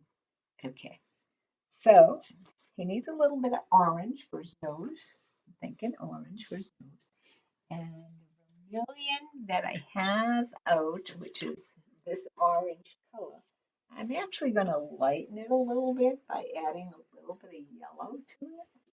And I think that if I get his nose, if you put his nose on, then, you'll kind of have an idea of the best place to put his features. So, rolls and rolls of paper towels you will go through. Okay, so I'm going to take,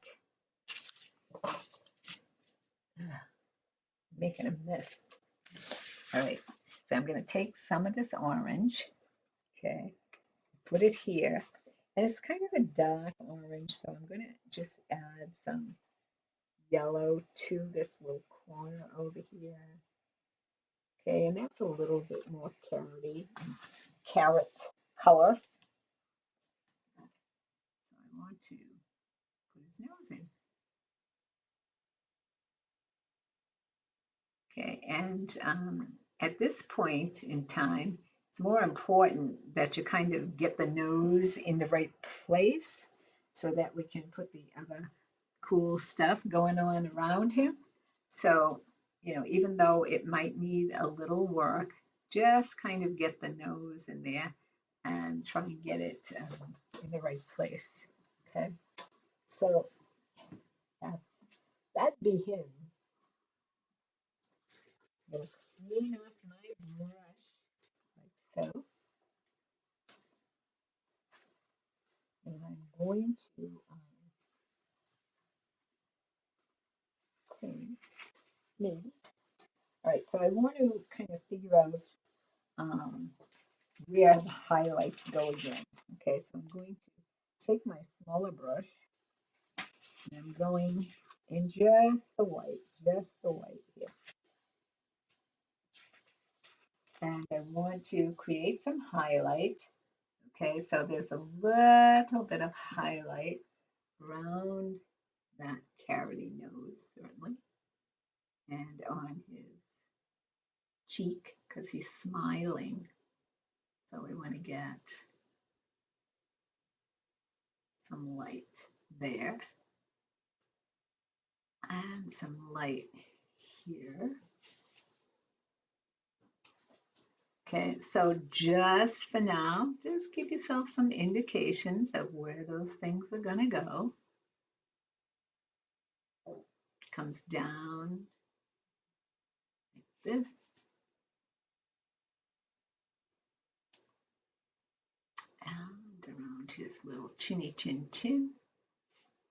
Okay, so let's blend this in a bit. This around the nose a little bit. This little guy around here. And this around the chin area. So we're just actually just giving him a little bit of highlight here and there. And that's going to give us an indication of where the highlights are going to go, because remember we're assuming an upper right highlight source.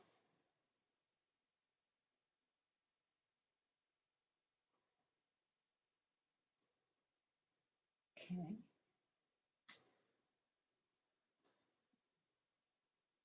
Keep this part in shadow here. So let's keep that there. All right. So I'm thinking we could actually put his features on. His features are done in black here. And you will need your small S brush in order to do that. And some black paint. And black paint, you're going to use it for his hat, for his buttons. Okay, so fair amount. Like I said, you'll get really good at kind of over here. You're getting kind of good at guessing how much you need to put out, but I don't know that we ever get it exactly right. Okay, so I'm going to take this little brush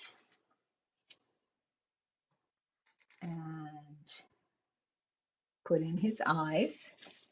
Okay, and his eye, if you really look over here, it goes kind of around this nose, just a little bit here. And then there's another one over here. Okay, so let's get in close so that you can see where his eyes are. And his eyes are not open, they're kind of crinkled in a big smile. You can open his eyes if you want to. That's not a problem at all. Okay. And he does have little tiny eyebrows. So I'm going to give him little tiny eyebrows as well. Let me see if I can move some of this stuff so you can see a little bit better. Okay. Like I said, if you really wanted to, you could get little dots in their eyes. Okay. Okay, under this cheek is a little bit of a smile line and another one here. Right. I'm going to actually start his smile at the bottom where I think I want it to go. Okay, and then this one kind of comes down this way, and this side comes like that. And voila, we have a smiley face little guy. Okay, you see him okay? He's smiling at us. Gotta love it.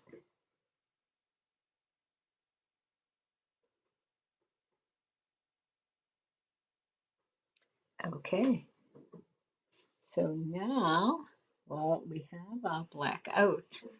Let's go ahead and go right around his head where the hat meets his head.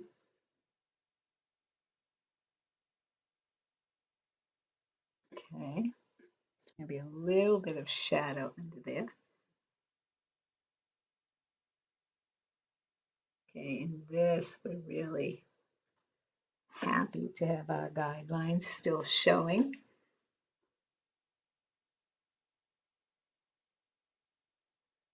Okay, so I'm still using the small brush only because I want to get these lines in. I want crisp edges.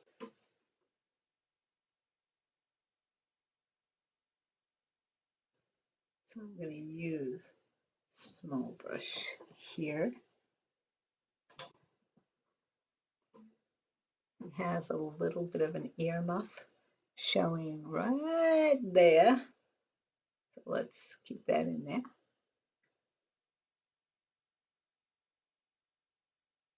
And I'm going to go right around his little nose.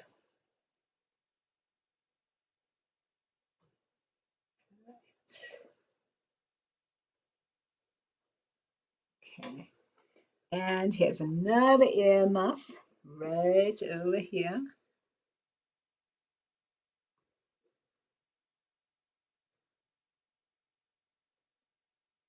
So let's kind of go around that ear muff.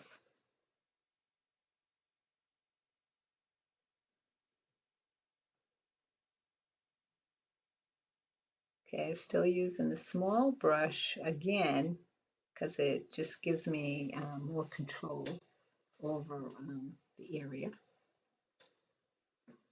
Okay, and this is actually part of his scarf. So don't go over the scarf. So we don't want to go over the ear muff and we don't want to go over the scarf with the black because if you do end up going over the ear muff or the scarf, okay, after you can just let it dry out and then just kind of prime it with the white and then you should be able to cover it. So if you make a mistake, don't panic.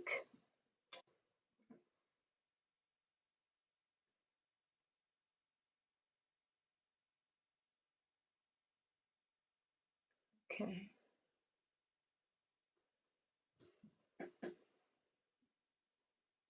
Mhm. All right, so finish doing the hat and getting around those little pieces as good as we can. Okay, so that looks pretty good. Let's straighten out this line just a tad. Good, good. And now his hat. His hat actually has a red ribbon on it. So don't go over the red ribbon. All right, because for the same reason that if you go over the red ribbon and then if you go over the red ribbon with black and then you try to make it red, okay, you're going to have to prime it with white first in order to actually cover it. Okay.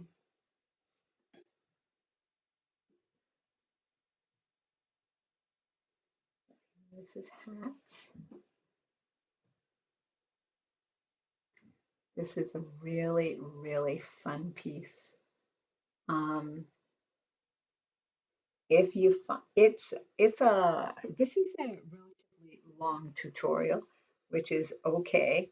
And if you find that you get fatigued or you just don't feel like finishing it, that's quite all right. You can actually leave it, come back to it another time.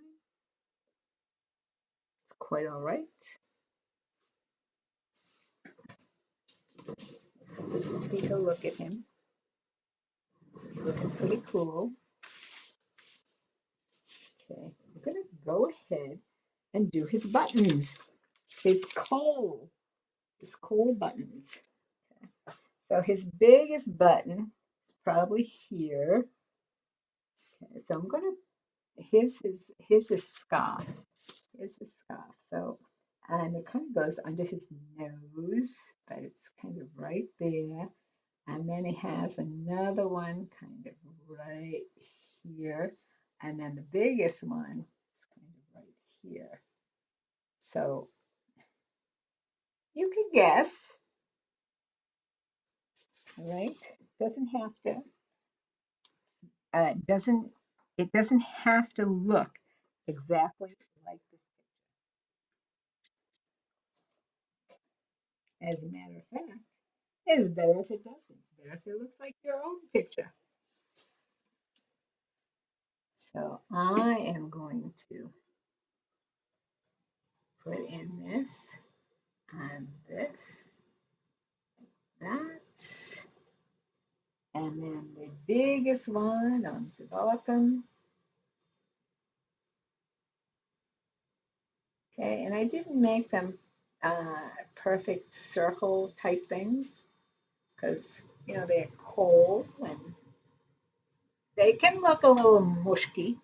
Okay, and once they dry a little bit more, we can put a little bit of highlight on them as well. So I'm thinking, are those big enough? Yeah, maybe not. Let's go a little bit bigger.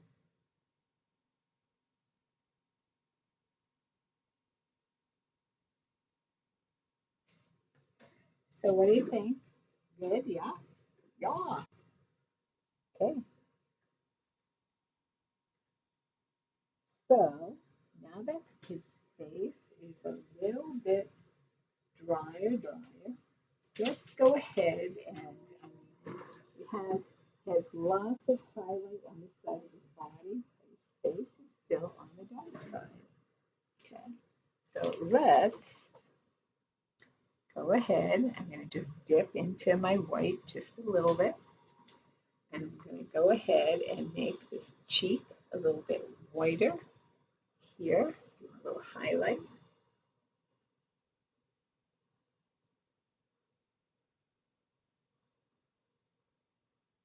Okay, and looking at my handout here so we can see where things need to go. Okay, it has some highlight over here. So we're going to give him a little highlight down here. Has some on his chinny chin chin. Again, okay, now I just stuck my hand on the black. So that's okay if you did that. Just don't lean, clean off your hand. Don't lean your hand on him, or you'll end up with black spots.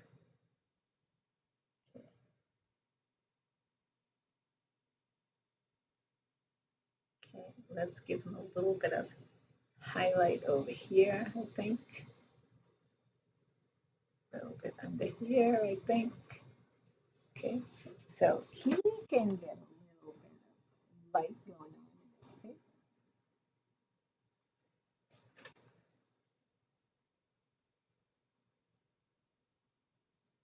And don't worry if you need to redo his mouth or anything.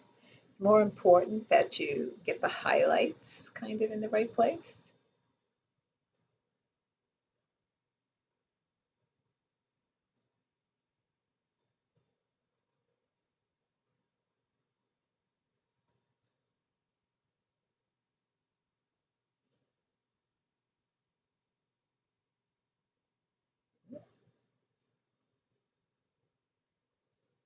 He's, I'm telling you, this is a fun piece. You'll love it.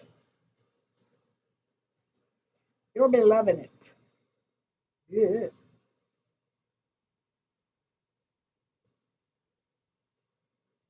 Okay, so we got a little bit of green going on in his face. And let's switch to a different brush.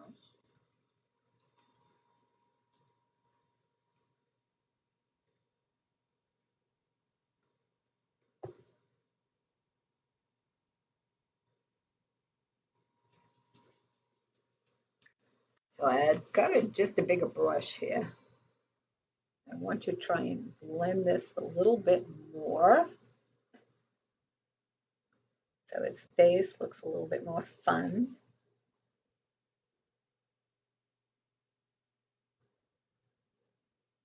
Okay, it's a little bit better.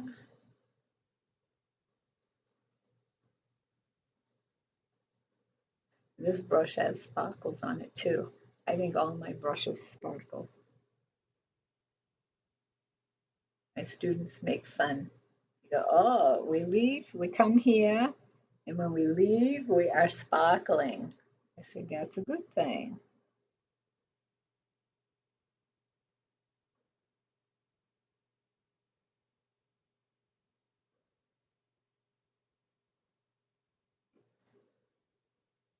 Okay, so highlights in the right place, please. There we go.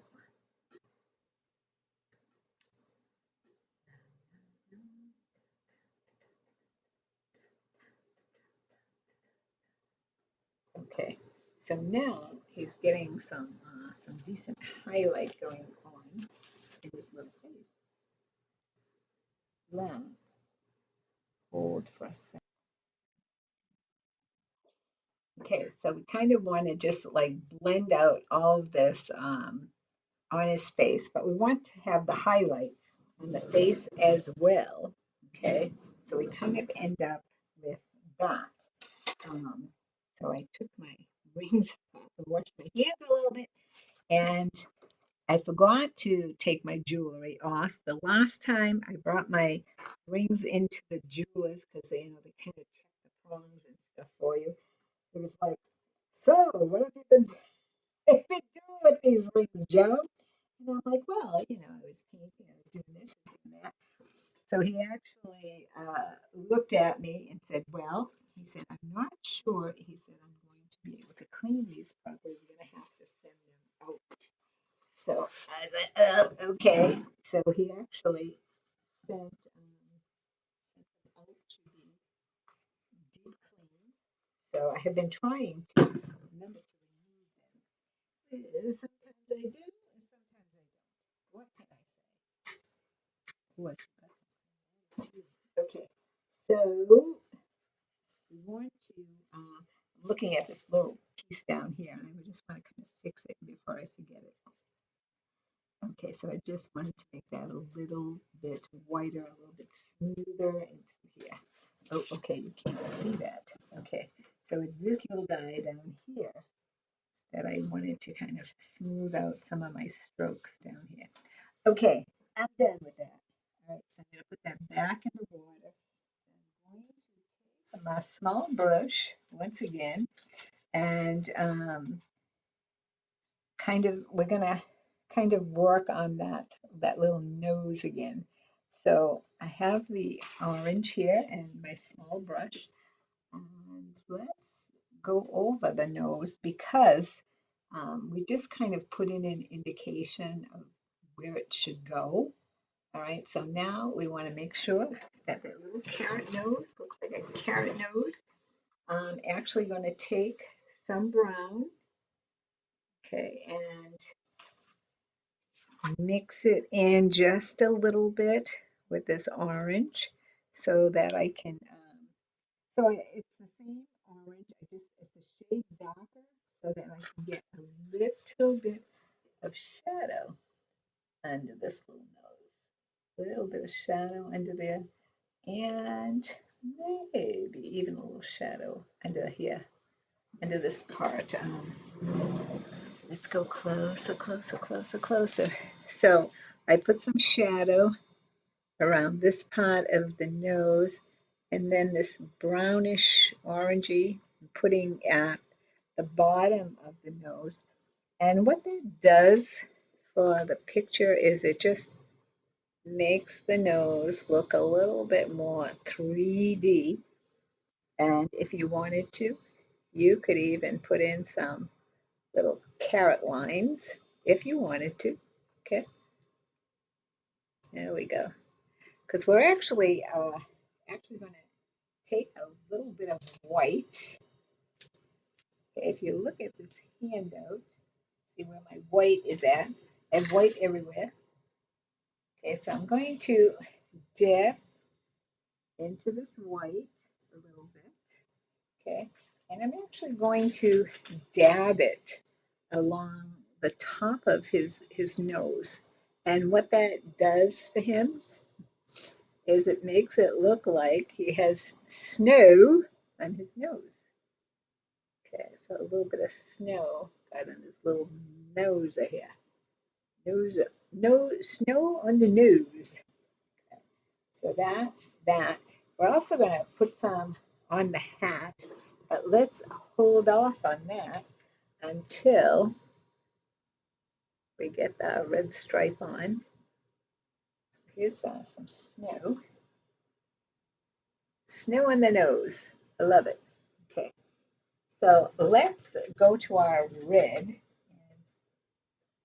put red out here, but it's pretty dry right now.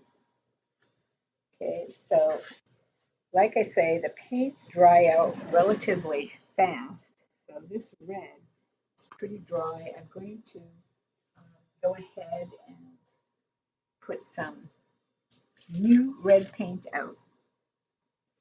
Okay, so let's take this, put some red paint out.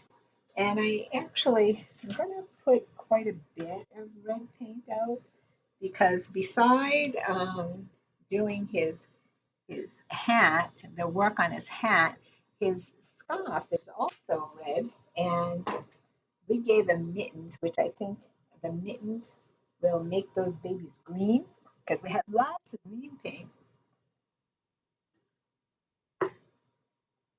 So let's get a brush while I'm thinking about it.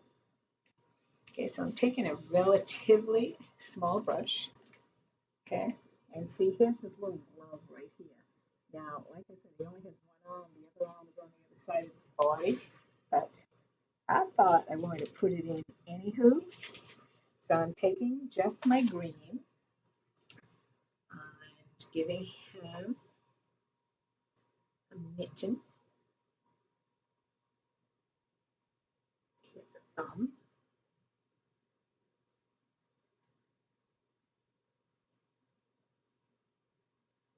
Okay, so a little bit of a, let's make it a little bigger here. Okay, so this is his mitten.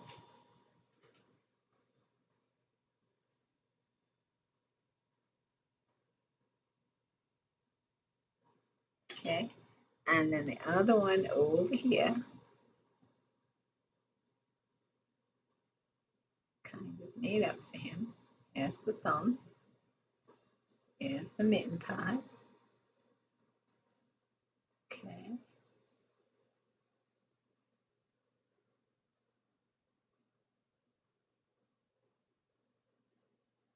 All right, so one is kind of in the front, one is kind of in the back. Okay, and then let's take a look at our mittens. Oh, he looks very festive. Okay, so now let's, well, actually, let's take the excess green off of our brush. Okay, and then dip into our yellow. All right, because we want to give the gloves now a little bit of highlight. Okay, so right around the cuff part and a little bit down the side here a little bit. Okay, liking it. So again, a little bit around the cuff, and a little bit of highlight here. All right, Let's get his thumb as well. All right. So I think that looks pretty good. So I'm gonna leave it and see if it kind of grows on us and see if we want more, because I'm thinking this little guy could be a little longer maybe. There we go. Because his other hand has pretty long glove. All right, here's the thumb. Okay, let's let that do its magic, and we are going to do the red on the hat, and also we want to do the scarf and the earmuffs. Okay, now you will see that beside the red, okay, see these dark areas in here? We're going to put brown, we're going to mix brown in with our red, and that is going to give us the shadow part. So let's do a medium size brush and clean this baby. For his hat, all right, take a smaller brush for the hat. Because again, we're kind of looking for control here on the hat. And then once the snow and stuff goes on the hat, it'll be a little bit easier. So I'm going to dip my brush into my red. Okay, and I am going to do the band, the red band on his hat.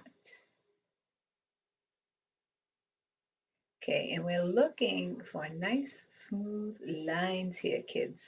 So take your time, do a good job.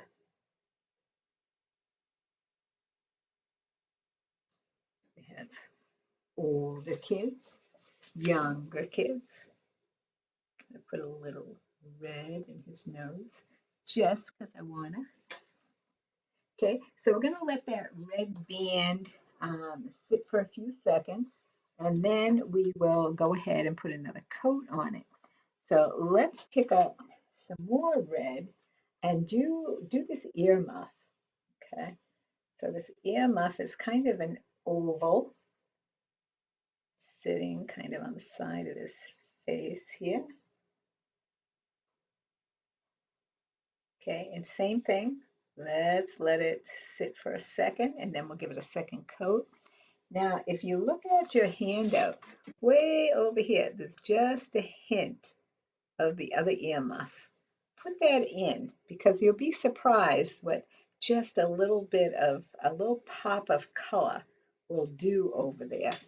Okay, so now, okay, let's while this is wet, while our earmuffs are wet, okay, take some brown here. All right, and see what happens when I merge the red with the brown. I get this really kind of rusty color. So I am going to put that right in the middle of his earmuff.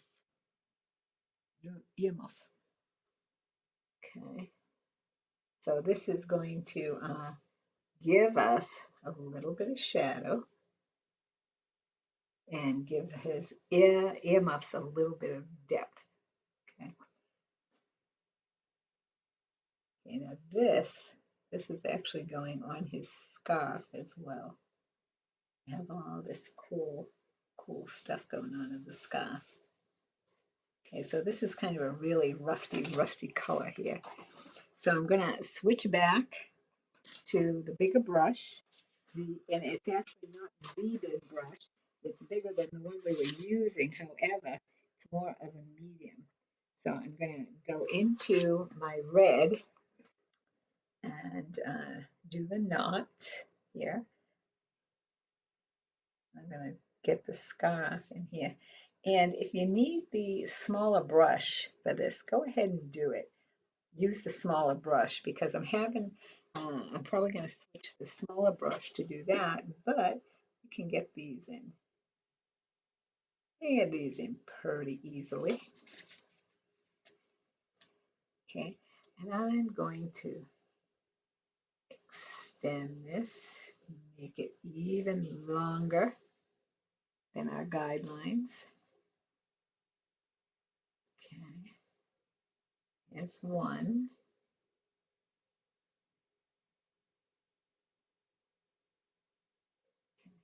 And again, we want these lines to be crisp, all right? And by that, I mean, we don't want jagged lines. We want it to look good. We want it to look good.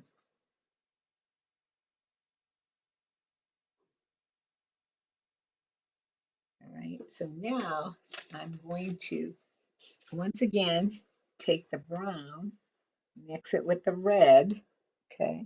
Teensy dab of water here, brown and red. And now I'm going to put it right alongside this one, right? And what that's going to do for me is separate. It's going to separate the two strands of the scarf. Okay, so it's all about the contrast. Let's get it in there. There we go. Okay.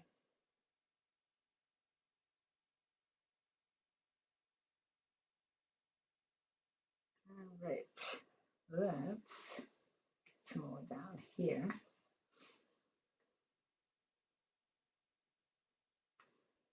Okay, deeping into the brown. Okay, and just putting some in here. And after that dries a teeny bit, let's put some red in it.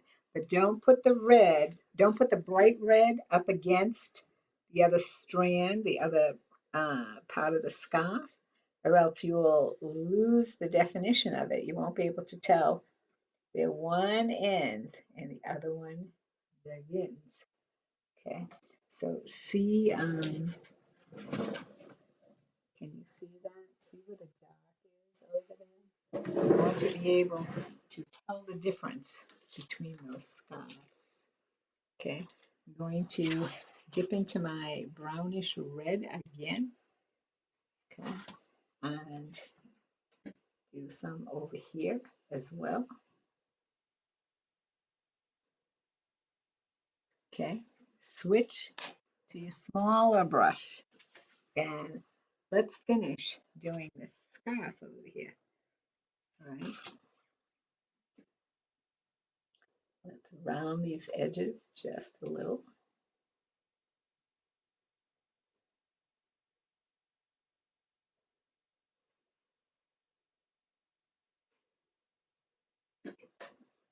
He looks so cool. Okay, there he is. Um, let's go ahead and put in this part of the scarf here, here. And again, don't obliterate the dark parts of this, so that again we're getting a we need the contrast, so we know, where one begins and the other one ends.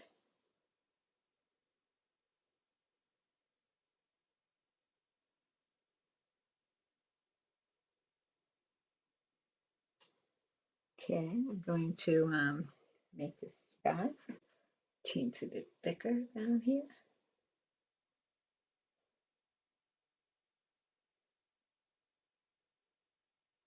Oh, that looks better, Frosty. Frosty. Okay. We can have a little gather over here, a little one over here and here. Let's get it nice and thick for our friend, Frosty. See, that looks better. Okay. Now, let's get a little highlight going on over here. This, I'm going to straighten out this little line. I don't like jagged, I like them Don't like those jagged lines.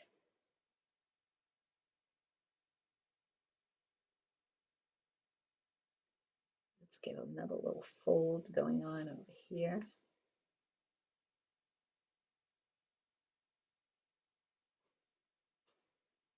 Okay. Let's get his earmuff kind of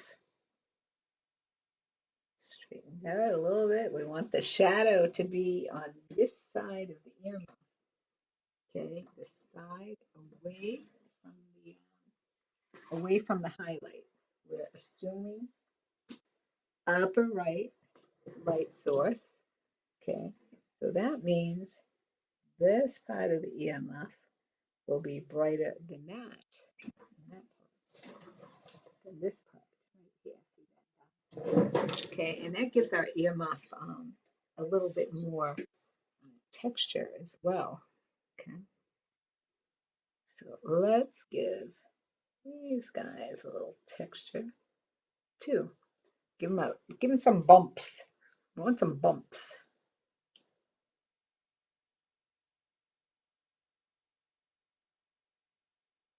Okay, so that way it looks like there's actual folds in the scarf.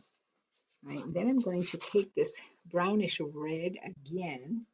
Okay, this brownish red here, because that's what we're using to create the contrast. And I'm going to put it in between the folds here. At least I thought I was in between these folds.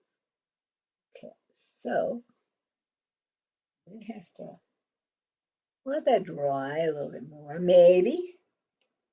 Okay, I want to fold here and another one here and another one here and here.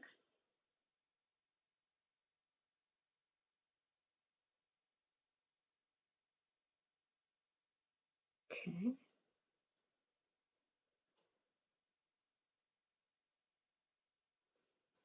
So Frosty is looking pretty frosty. Okay.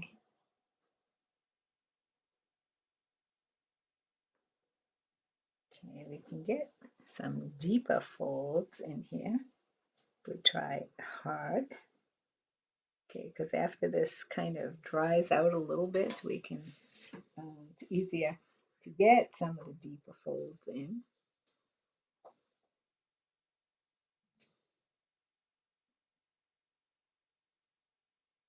Maybe a little bit around here.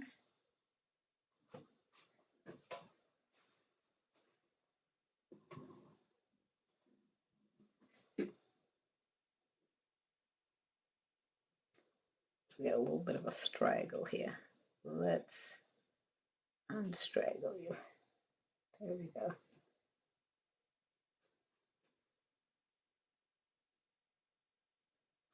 There we go. Now it looks like a scarf. Ta-da!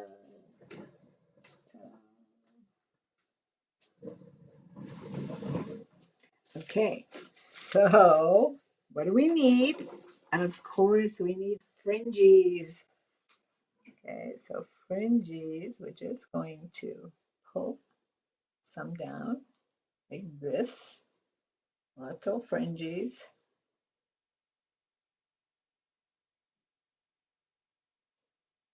Some like this.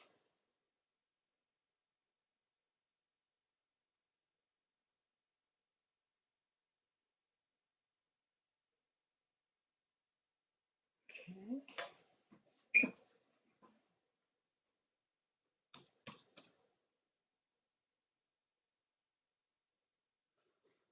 Okay, I'm going to take this small brush, and again, I'm using this dark reddish brownish color. Okay, and right here where the fringes meet the bottom of the scarf, let's get some dark in there and then pull. Pull on your fringe.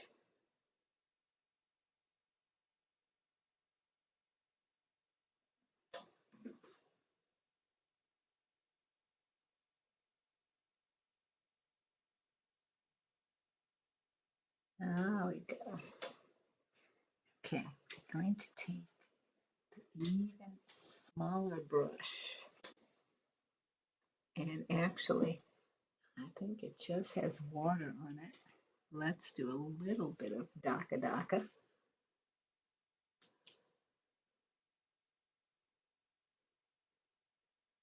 Okay, so it's mostly just water on this brush. And because the paint is wet, I'm able to kind of pull on it a little bit. So if your paint is not wet, go ahead and wet it a little bit. But easiest way to do it is when it's still wet.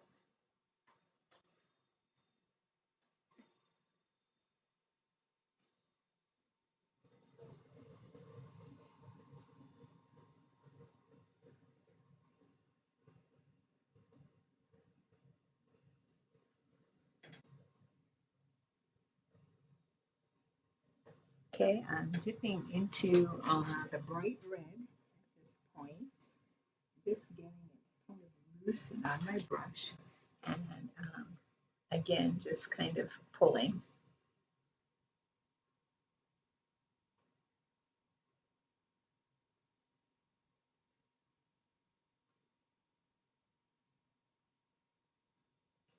Okay, so let's get these fringes just a little bit bigger on this side, a little bit longer, I guess is what I'm trying to say. So I like those fringes.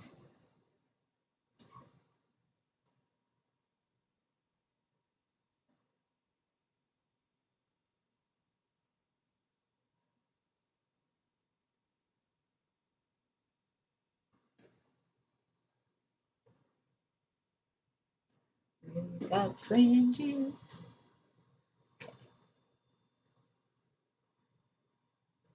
Now we're talking. Now we got fringes. Okay, how's that look?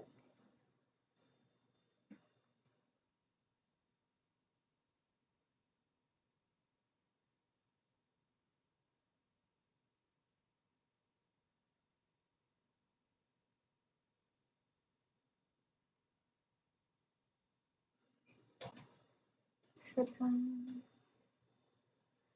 let's try. I'm going to take just a teensy bit of white and break up this fringy just a little bit. What do you think? That works, that works.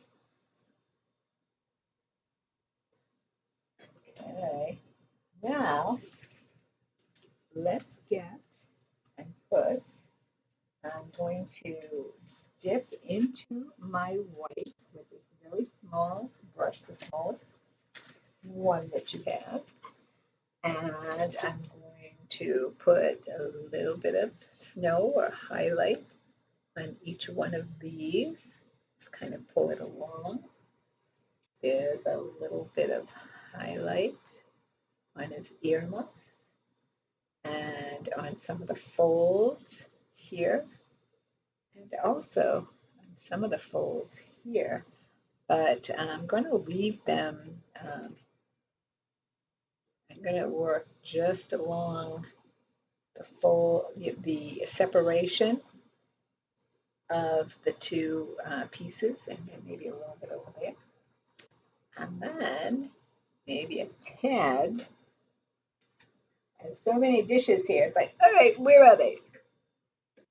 Okay, so let's put a little highlight here on this upper fold.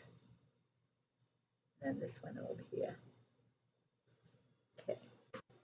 Ah, that looks pretty good. Okay, let's, now that his hat ribbon is a little dry, let's pick up some more red and put another layer of red there. Okay, that will be helpful there. Red muffs. Okay, so now let's take like your flattest brush maybe, okay, same one that you used to do the tree with when we were dabbing on the tree. So we want to put some snow on Frosty's hat, like right up here maybe.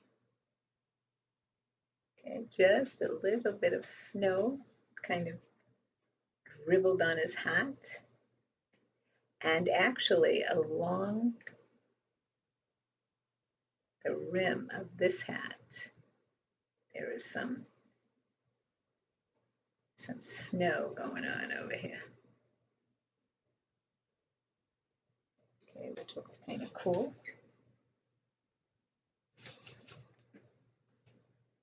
And it actually comes right down this side a little bit.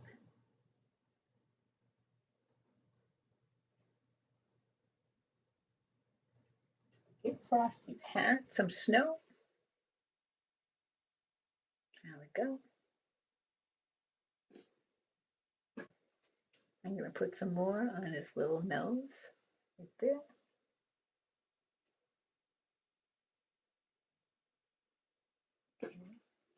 And while you have your brush out, to just on the right side of this coal. Okay. So now he looks good. God love him. Okay. So let's do, okay, if you look on his hat, he has some holly berries and some pine needles. I don't know. Pots of trees, tree branches. Okay. So I'm going to take the back of my brush, the handle part, and dip it like in this red until I get a good glob of paint going on over there. And then I am going to dab it once, and I'm going to dip again, dab it a second time, and don't do it yet. I'll show you what it looks like so you know where to put them. Okay, let's get a good dab. A little dab will do us. All right, pick up enough paint. Ta-da! Okay, so clean off brush. Um, see those three little balls? I put them all together.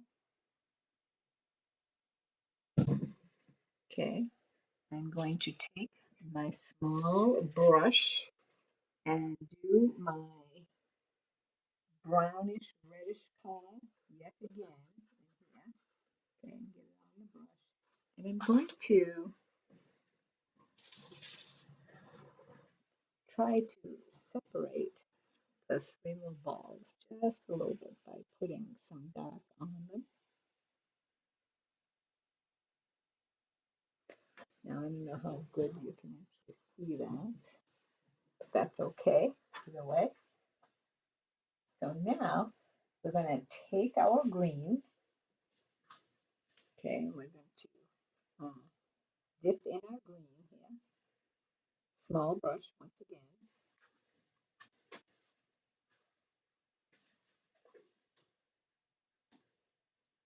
Okay, and we want, it looks like there's only about 3 here, but you can put as many as you want. I'm going to make a line here, a line here, and a line there. Can you see those 3 green lines?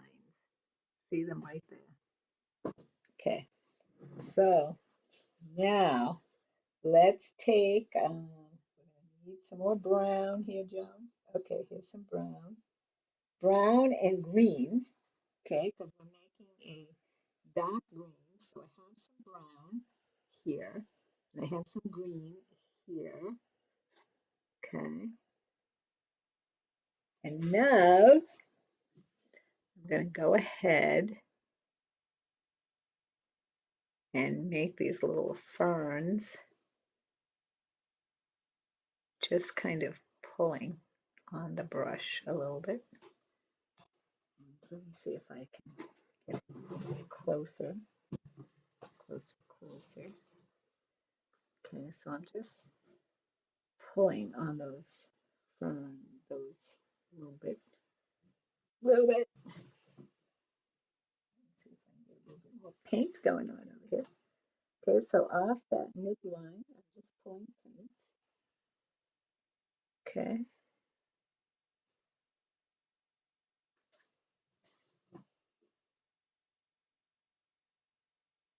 There we go. So now we have three little ferns coming out of those little berries. Okay.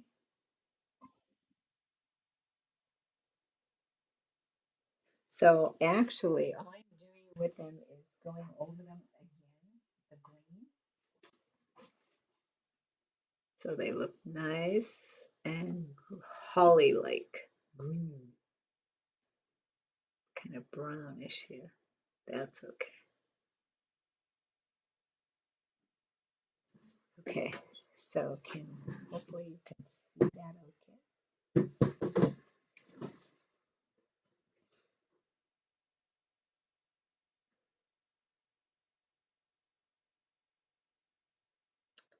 Okay, so now I am going to my yellow, and I have a feeling you knew I was gonna.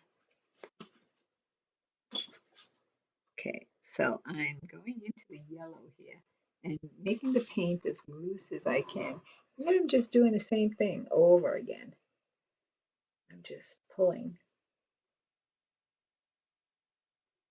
Okay, so see, the yellow will again give us the contrast that we're looking for. So do that to all three, or if you did more than three, do it to all the all the ones that you have.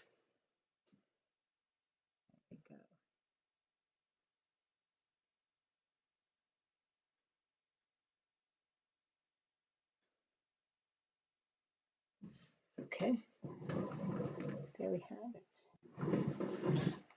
You could use one on the other side.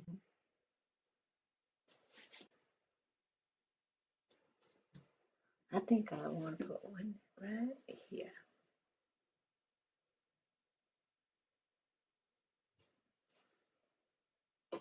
And one right there.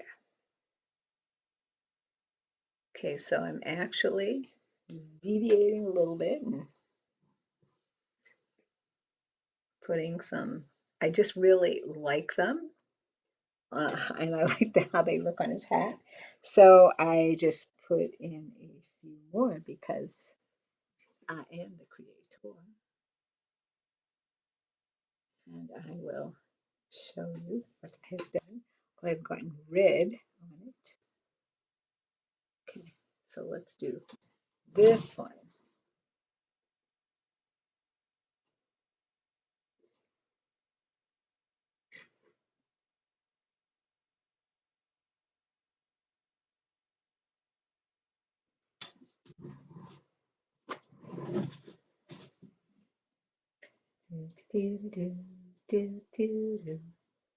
Normally I listen to music while I'm doing these, but it doesn't translate well over the video. So we're gonna, okay. So I put more on his head because I really liked it. So I'm actually going to dip into, I'm gonna take the handle of my brush and dip back into my red paint and give myself a few more holly holly berries. Not Halle Berry, she's an actress.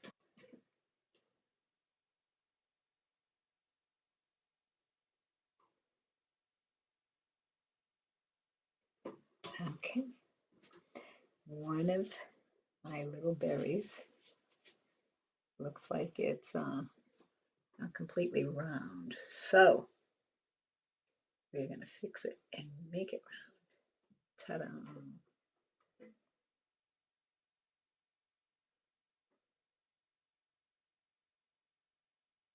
Okay, there we go. Now he has a lot of holly and berries and all kinds of good stuff going on over there. Makes me happy. Okay, so I'm thinking a little bit more snow on the hat will look very awesome. Okay, we could put a little bit more snow over here. So I'm actually just dabbing on the snow right on the top of this, the rim of his hat. And this red is a little drier, so I can do it without getting a whole bunch of red there.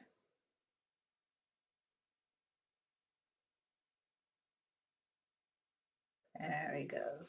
That looks better. And maybe a little bit more on the hat. Okay.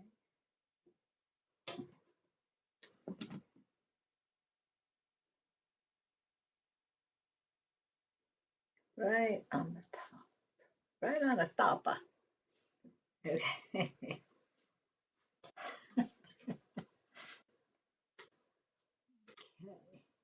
Now, if we wanted to, we could put more snow on him. Um, let's, I'm thinking, let's try the little bunnies. Okay. And maybe before we actually paint the bunnies on there, maybe we actually want to go ahead and put some guidelines on.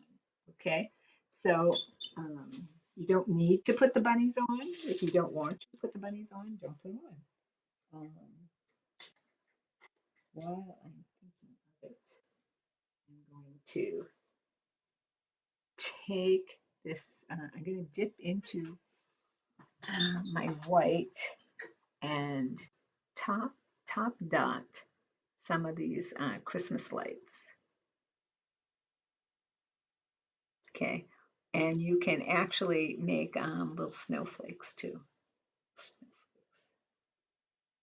Little tiny ones. But we want to kind of top dot some of these so they look like lights, like a little.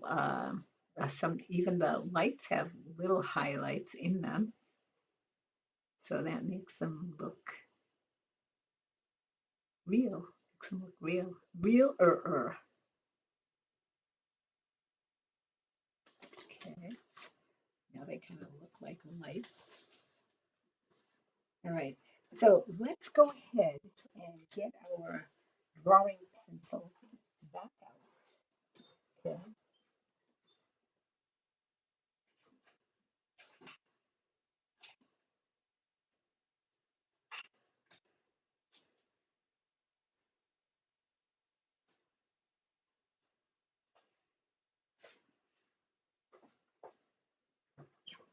Think about the shapes of these bunnies and how big we want them to be. Because like I said, you don't have to put the bunnies in at all. This can be a finished piece just the way that it is. Okay. So I think there's a lot of space here. I think it's a good idea to put the bunnies in, or if you wanted to, you could put flowers. You could put flowers in there. I'm picking up my palette, so I'm dropping on the floor. Okay, so you can practice the bunnies on some scrap paper, certainly, but they're actually just kind of oval shape. So this is the head, this is the body, okay, and then the little legs are over here like this. The ears are here, okay, and a little, I don't know if you can even see that. Okay, so let's, stop for a few seconds, take a little bit of a break, and think about practicing those bunnies just a tad. So welcome back. hopefully you've had a chance to practice your bunnies a little bit. And again, I am going to, you do them in pencil, but I'm going to go ahead and give them a light brown little outline or guidelines here.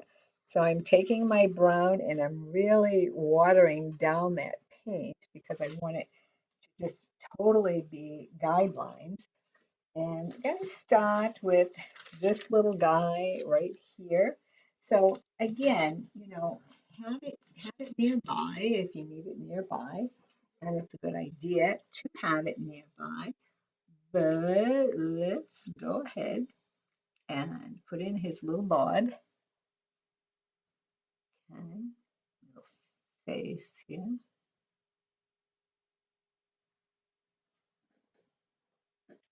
And maybe I'm going to put down here so I can see him a little bit better here. Okay, so it's got a little bit of a little nose, nosy nose over here.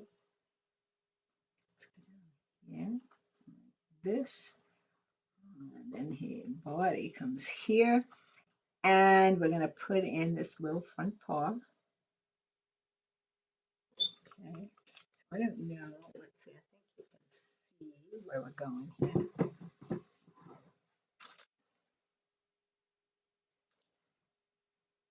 Okay, then let's put in the back of him.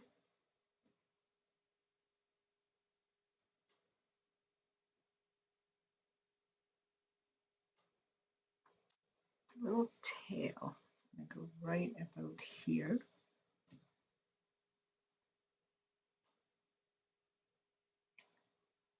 Foot.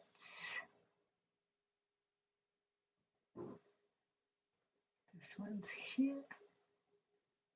Okay, and you can make these bunnies as big or small as you want to, certainly.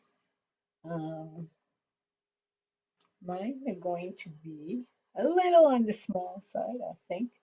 So just looks like a baby bunny's kind of dancing around our little snowman here, which is kind of cool. Let's see, there's a little muscle going on right here. This comes like this. This little paw comes out like this, down this way. Okay. The ears. Let's do Let's do big ears. Let's do big ears, Joan. Sometimes you just gotta go with the flow. Okay, it's a big ear.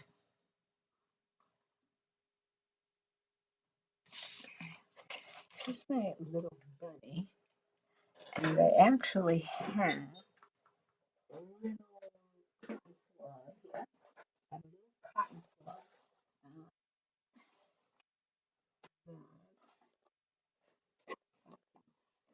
Get open. All right, so a little cotton swab here. And just dip it into the water. And the reason is so I want to take off this part of his ear. Not sure I want it all that thick. So I took it off. Took it off. Okay. Let's position the other little guy. It's coming down this way. This way. Actually, it's kind of looking up. This little friend here, I guess. Nose.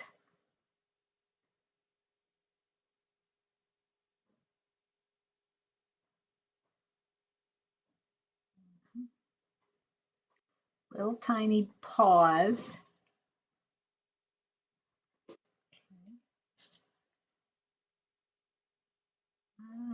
Little neck.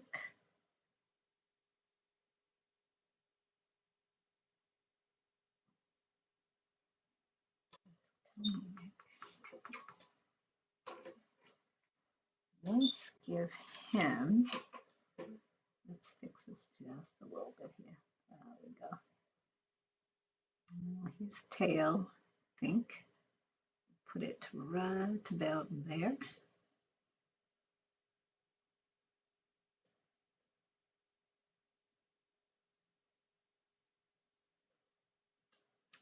And let's see,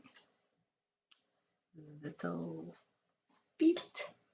Okay. All right. Let's see here what we want to do now.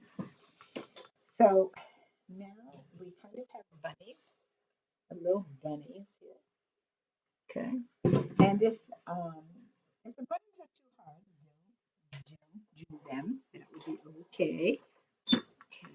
I'm going to do my bunnies. And I am going to get really close to my bunnies and do them. I'm going to use a kind of small brush because they're on the small side, certainly.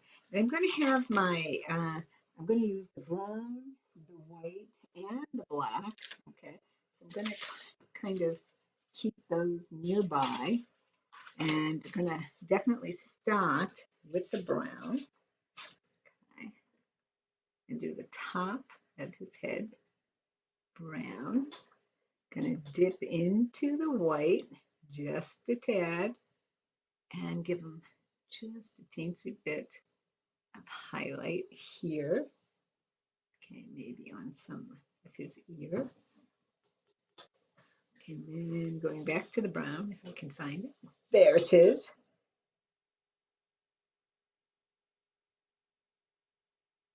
Okay, and we need to, again, the contrast is important here because these bunnies, for the most part, are brown. Okay, we need to be able to see um, the darker browns from the lighter browns and so on. Okay.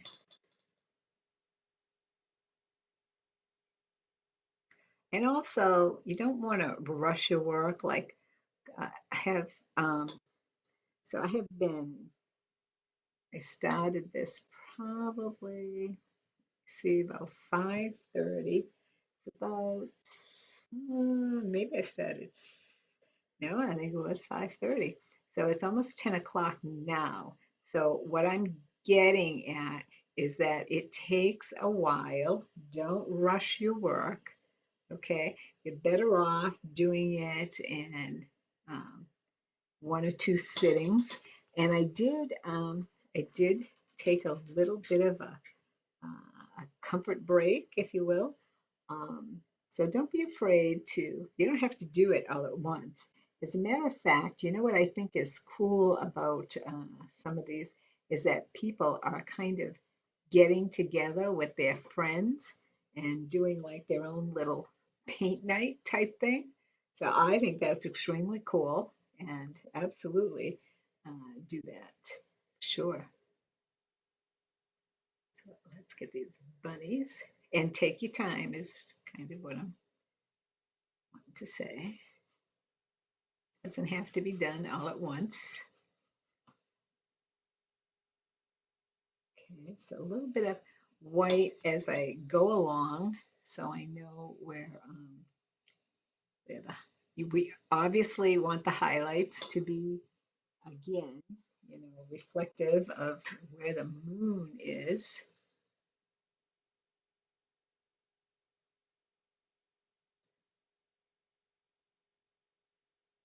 Okay, so just kind of gently. I don't know how, I'm not sure I can get them any closer to. Okay, let's see how that works out.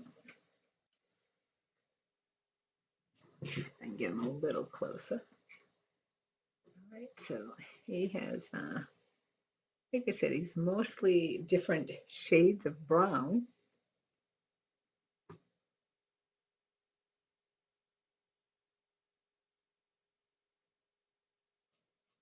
Okay.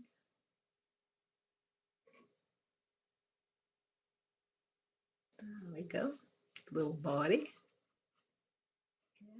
Gonna dip into the white yet again so that I can get a little bit of highlight around this face area through here. If it gets too white, just grab a little brown and get in there. There he goes. Okay, again, teensy bit of white here.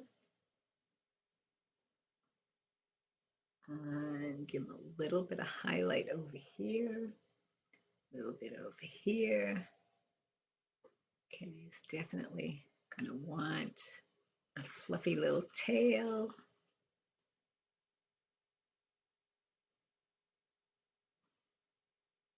Okay.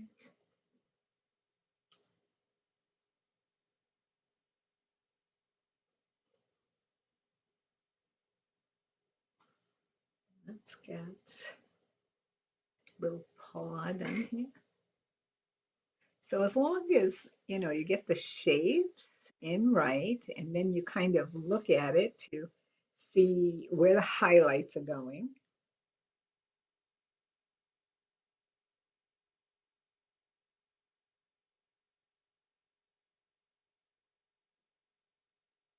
Okay, a little bit more body going on up here.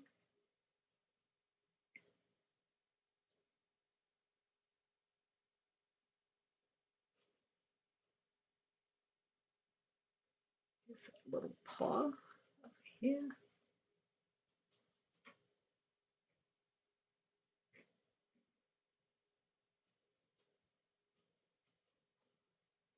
Okay, let's go ahead and color the eye here.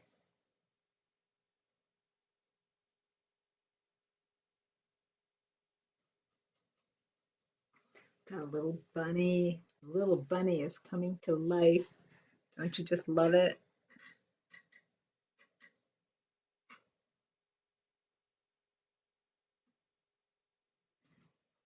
Okay, we're gonna put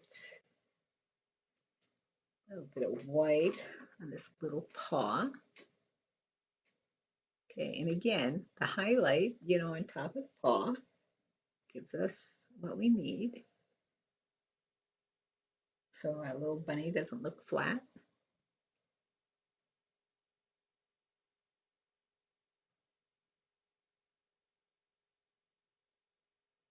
Okay, blend in your strokes.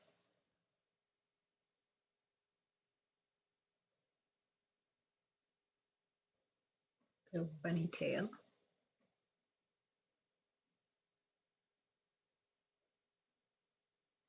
Okay, then I'm gonna do some white right around his little feet.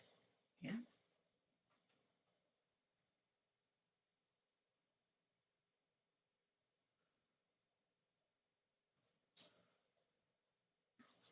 A little bit of white on his little nose here.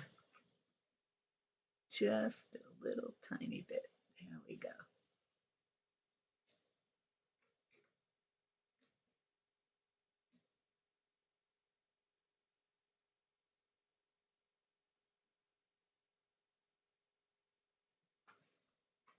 Okay, let's do a little right there.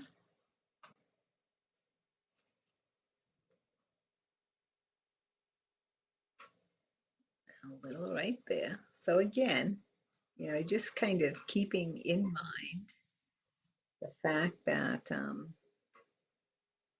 that that highlight is coming from up above here.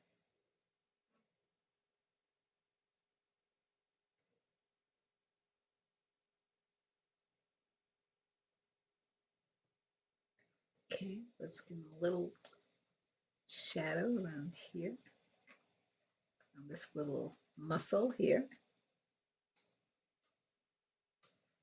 Going to go dab into the black a little bit and give us a little shadow to his little chinny chin chin here.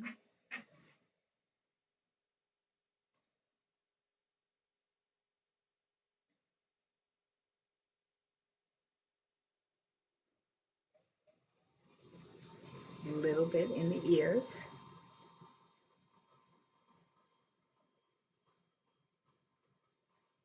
Okay, and this is the back of an ear, and this is the underneath part of his ear.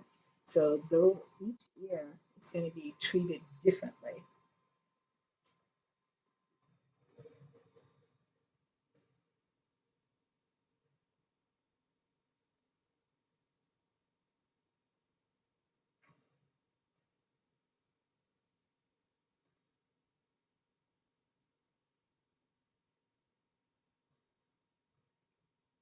Little teensy bits of black.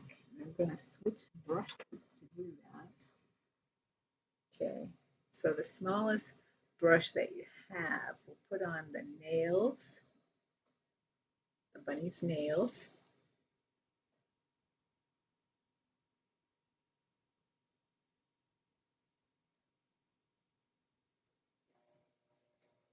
Okay, let's go back in. Just a teensy bit of white in here.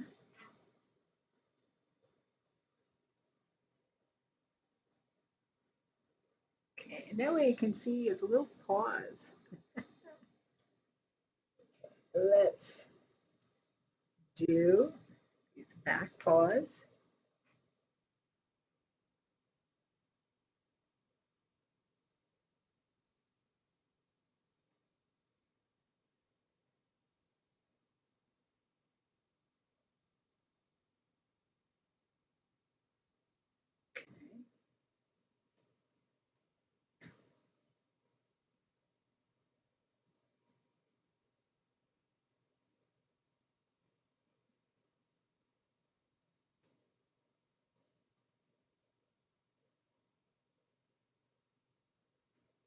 Okay, and then we're going to go in with a detail brush to get the small little details in here. Okay, and I'm going to hold this up closer to the screen so you can actually see those little details. Let me finish getting them on there.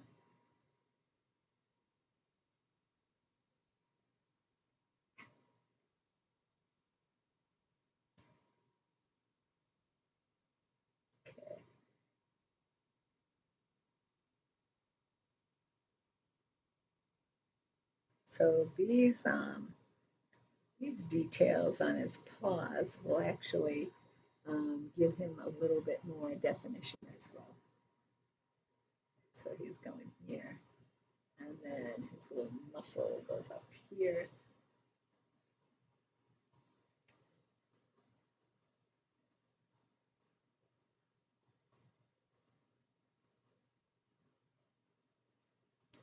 And around here, and there, here and there and everywhere. Okay, a little dot here. So these guys are kind of small, so so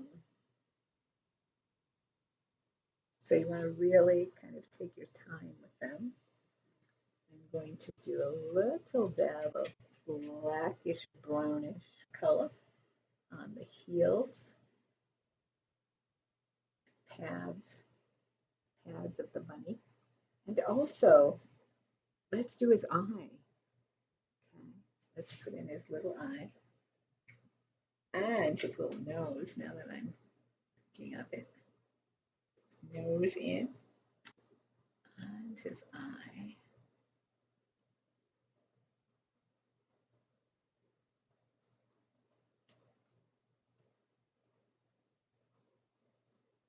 Okay, and then it comes down like this. Let's take a look. All right, and the last thing you should do for his eye is just add the teensiest dot of white. Yeah. Actually, let's give Frosty a little bit of light in his eyes as well. Oh, look at that. It makes all the difference. Okay. Let me, before I hold it up, Let me put some more white on his little tail so you can see what a little finished guy looks like. And let me put some more on his little head too. There we go. He just needed a little bit more on his little head. All right. So now let's put some white on his tail. And I'm not covering what I put on there to begin with was kind of an off-white. So I'm not covering the entire off-white. Okay, so I want some of it to kind of show through.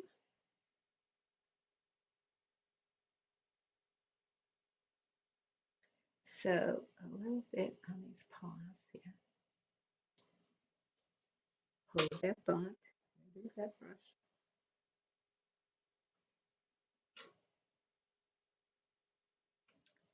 There we go. There we go. Okay, so I'm thinking this one little guy is done, sort of. As soon as I say he's done, I see something else that I want. He has a little bit of snow on him and a little snow on the paws. But let me show you what he looks like, and then we'll go ahead and do the other one. Okay, that's what he looks like.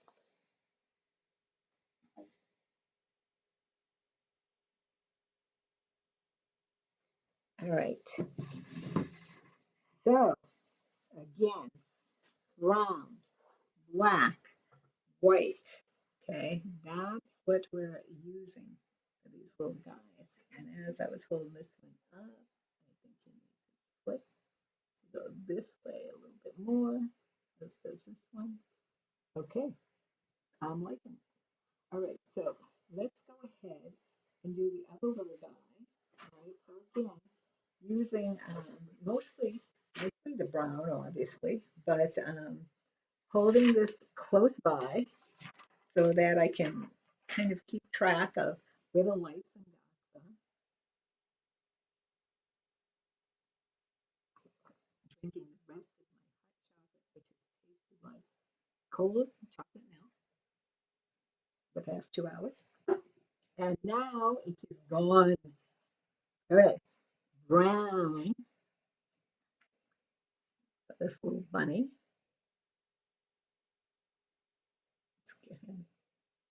Let's get him created. It's like they come to life, you know.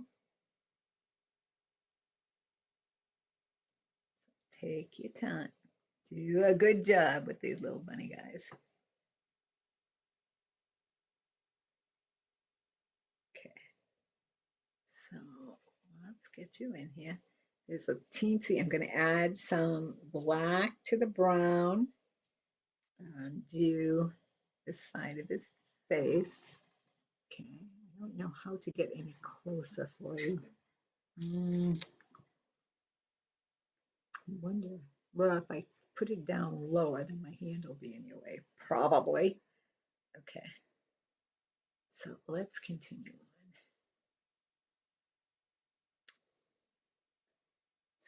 So with the darker colors, I'm doing the underneath where the shadowed parts of him would be, yes. Okay, and his ears. Okay, a really dark part on his ears.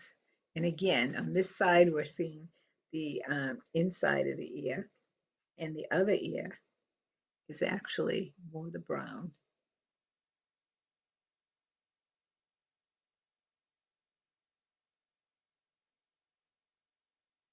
Okay. So let's get this on here as well.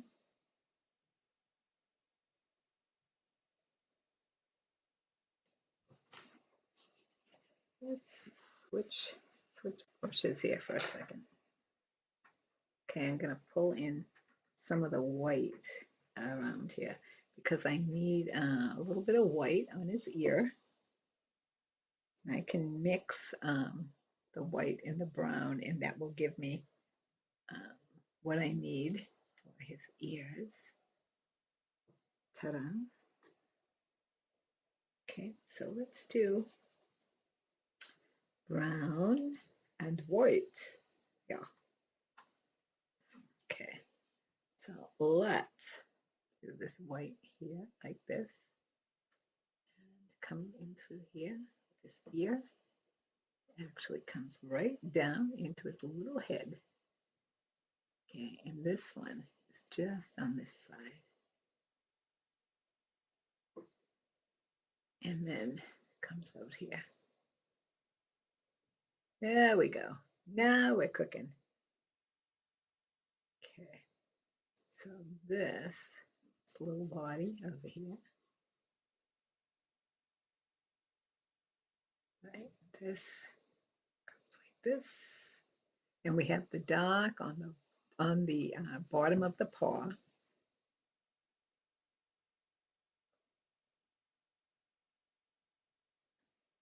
Be sure to put the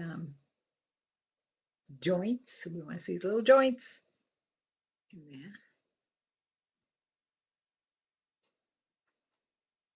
This one comes out here like this. And this guy comes out like this and this. And go around his little tail.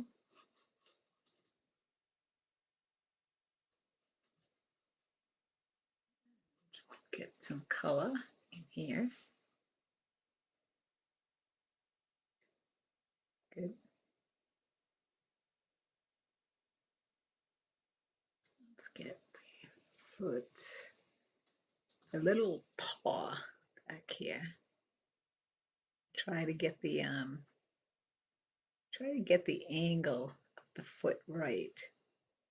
It's not the easiest thing to do, especially if you're new at painting, but you know what? You are the creator. And like I said, if you practice them and you feel comfortable doing them, all well and fine. And if you don't, you certainly do not have to put in the bunnies. I think the bunnies look good there. Let's do on the tail here and his foot. Okay, that's little head.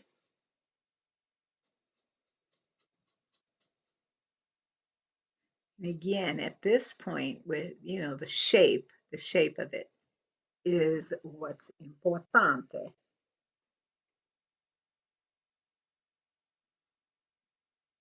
Okay, so here he is. That's his little face. Let's get this body. Don't lose your brush. Don't let go of your brush. Okay, there we go. Okay, we're going to do the same thing for this little guy. We're going to take some of the white, mix it in with the brown. Okay, and we're going to give him some highlight.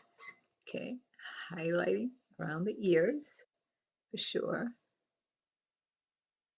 And that comes down this way. This ear is in front. Okay, the other one is in the back. So this highlight comes down further. This highlight is just on that side of the ear. Okay, then the head comes here. And we're going to take a little bit of white.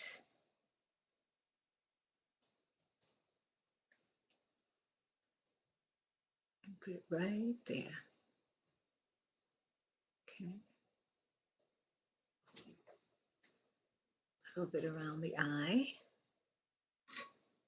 So that's a little bit lighter area.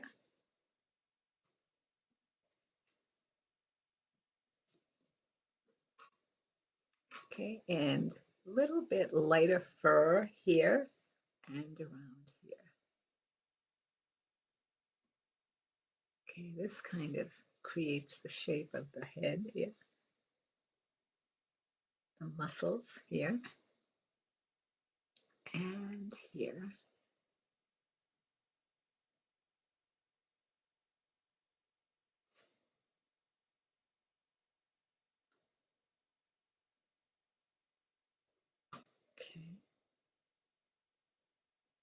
do this blend work in here.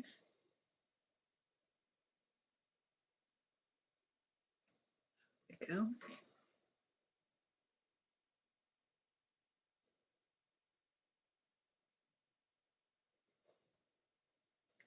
And again, just a tad on the nose area and on the front of the head. Like that. Let's do this again here. Just because I'm not liking it. Okay.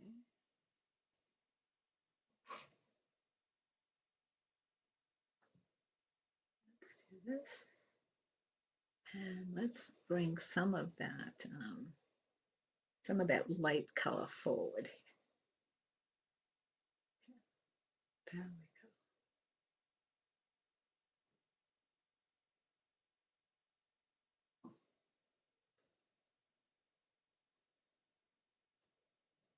Okay, we want some highlight.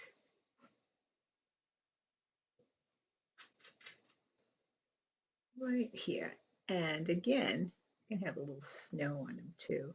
It's got little dabs of snow on him because they're kind of playing in the snow.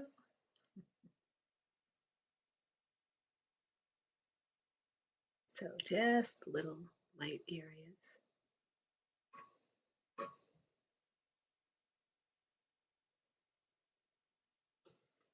Okay, let's do the other Tootsie because it's a little bit later, right in through here.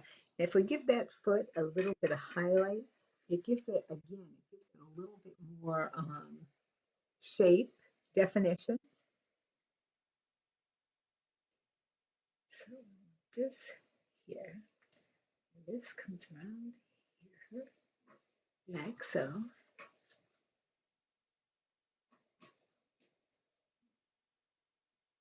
Front, and this on top of his little paw, right there. Okay, again, we want to create the tops of these paws.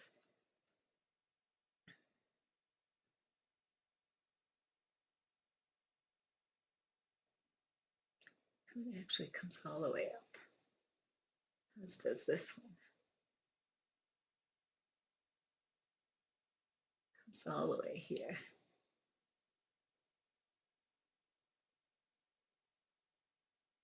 There we go. That looks better.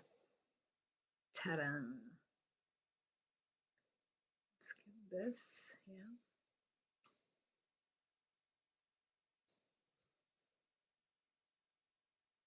Okay, so all the work we did on Frosty and so on and so forth, that he was pretty big, so he used a lot of broad strokes and all that good stuff.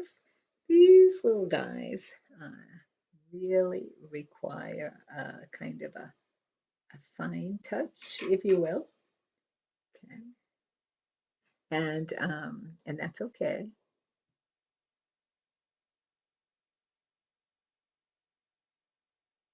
All right, again with this tail, okay, I'm going to leave some brown on my brush and kind of make this an off-white little tail, right? And once that happens, then we can go ahead and put some nice bright white on it afterwards. Okay. So I am going to take this black once again in a fine brush, okay, and put in these fine lines for his little claws.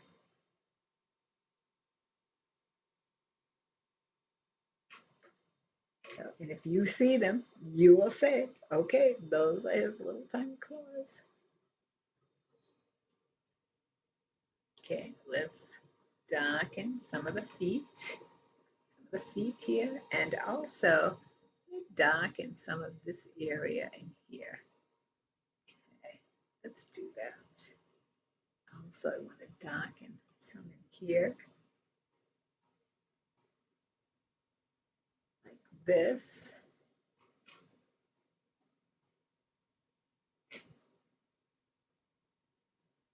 Let's go back to our highlight a little bit and kind of redefine this muscle somewhat. I kind of lost it just a little bit.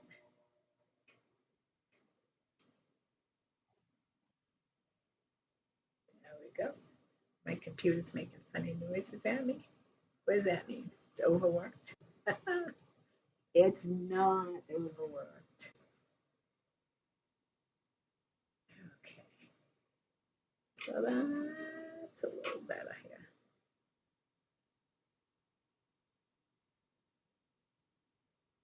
There we go.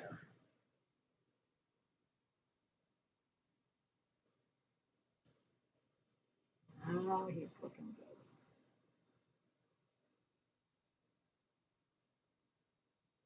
Let's get a little bit more color here, here, here. And let's give him, he needs a little nose right there.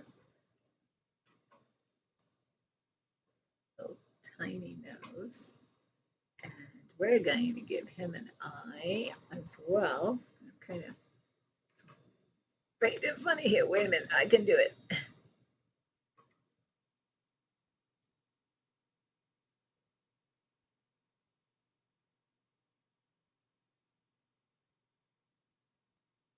There.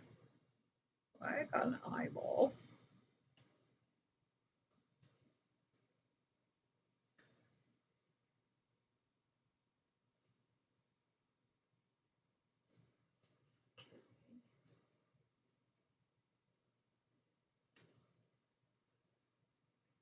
Teensy little bit more mouth on this little one.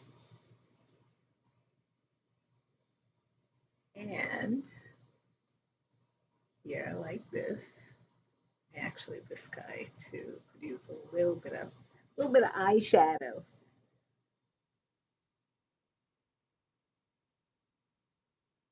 Okay, let's see here. There he goes.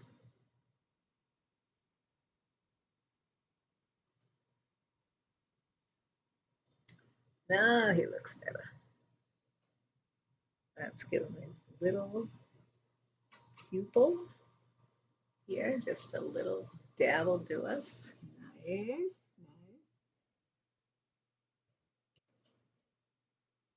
Gonna round out his butt just a little bit more. Seems like it should be rounder to me. So let's round out that little butt.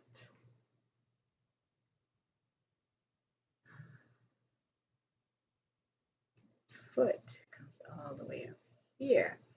No wonder the poor little thing looked a little like he was missing something. He was missing something. Okay, let's see. Let's fix his little tail. Let's give this guy a little bit of definition into his little tail.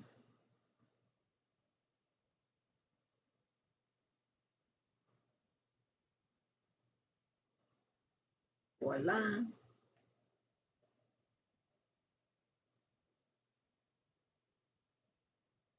Ta-ta. A little bit more here. Oh, there he goes. That looks better. You can always tell when you get the just the right stroke in there. Okay, let's see here. Oh, I like the little bunny. Yeah, this guy looks like he could have a little bit more footsie. Foots, footsie. There we go. That looks better. more foot, a little bit more butt, a little bit more butt on this baby. There we go. Ta-da. Now, a little bit more highlight here, like that, and like that.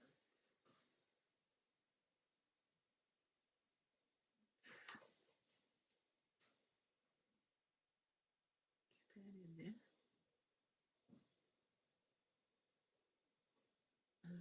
Du sånt vill tillbaka där. There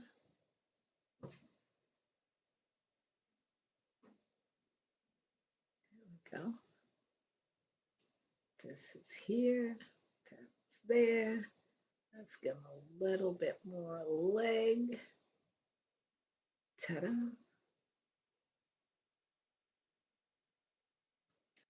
Telling you, these guys, they're like perfection. We need them to be perfect.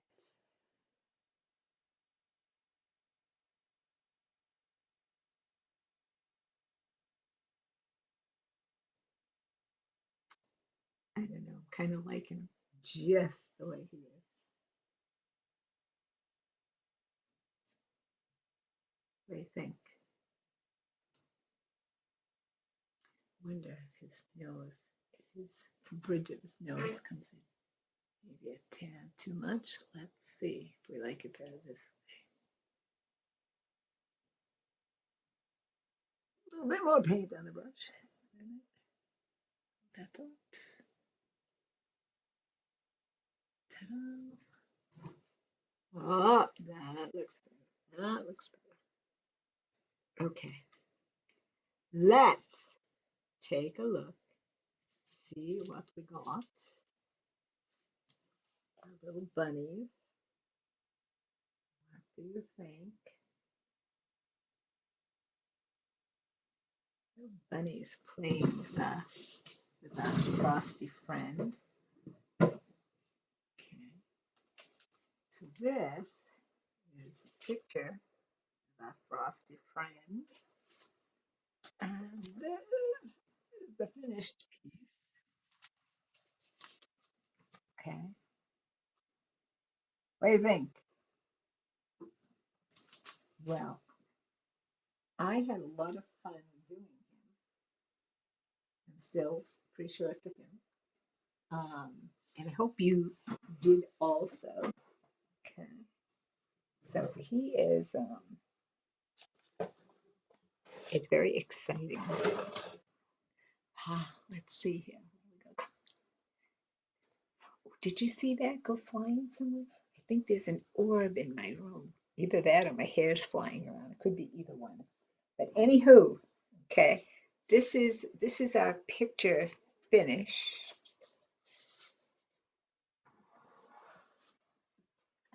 Stand back so you can see the whole thing. And like I said, this is a big 16 by 20. So this is the finished, this is the source document, this is the finished piece.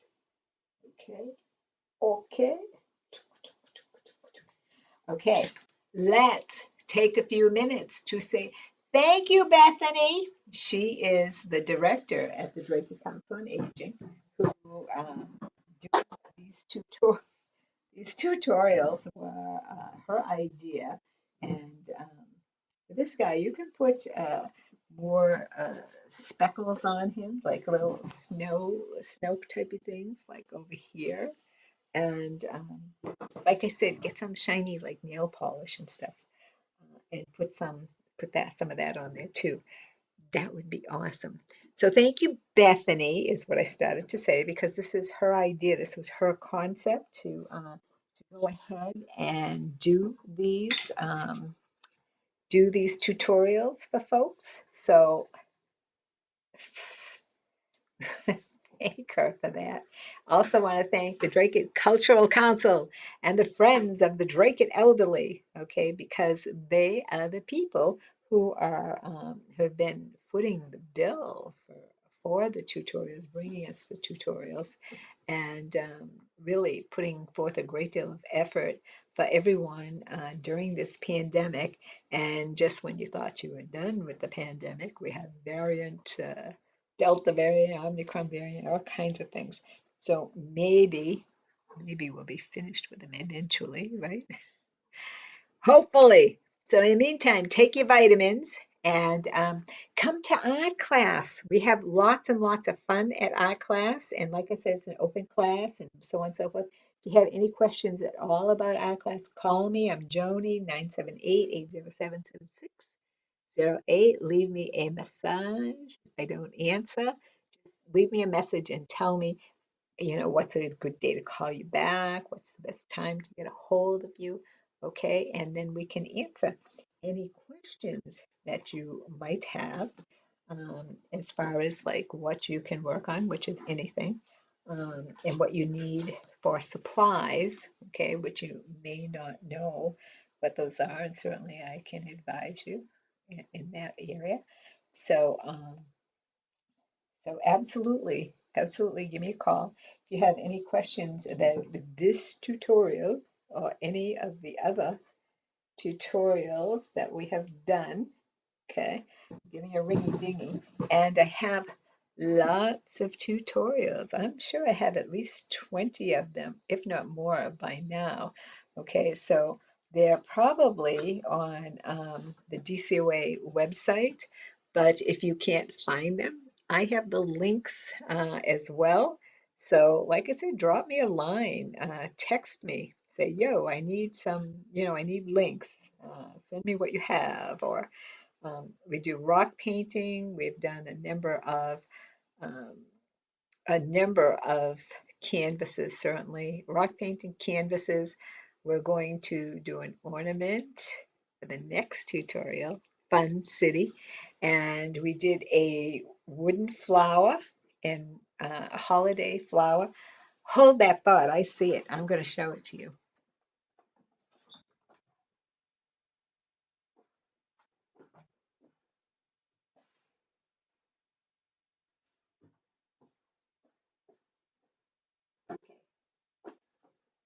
I came back. Ta-da! Okay, so this was done on a wood cutout, all right? And they came in your package, your art package for November, December 2021, right? So this was a tutorial that got done. And after the tutorial, I actually found a little plastic butterfly. So I actually put that on there as well.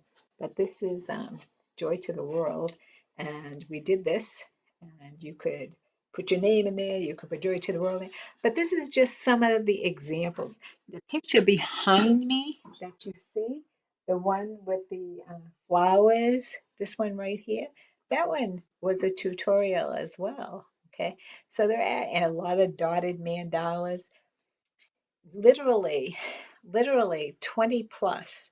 All right. So if you're really still kind of nervous about going on out, and some people are, we've been vaxxed, we've been boosted, but some people are still nervous about, getting out there and so on and so forth.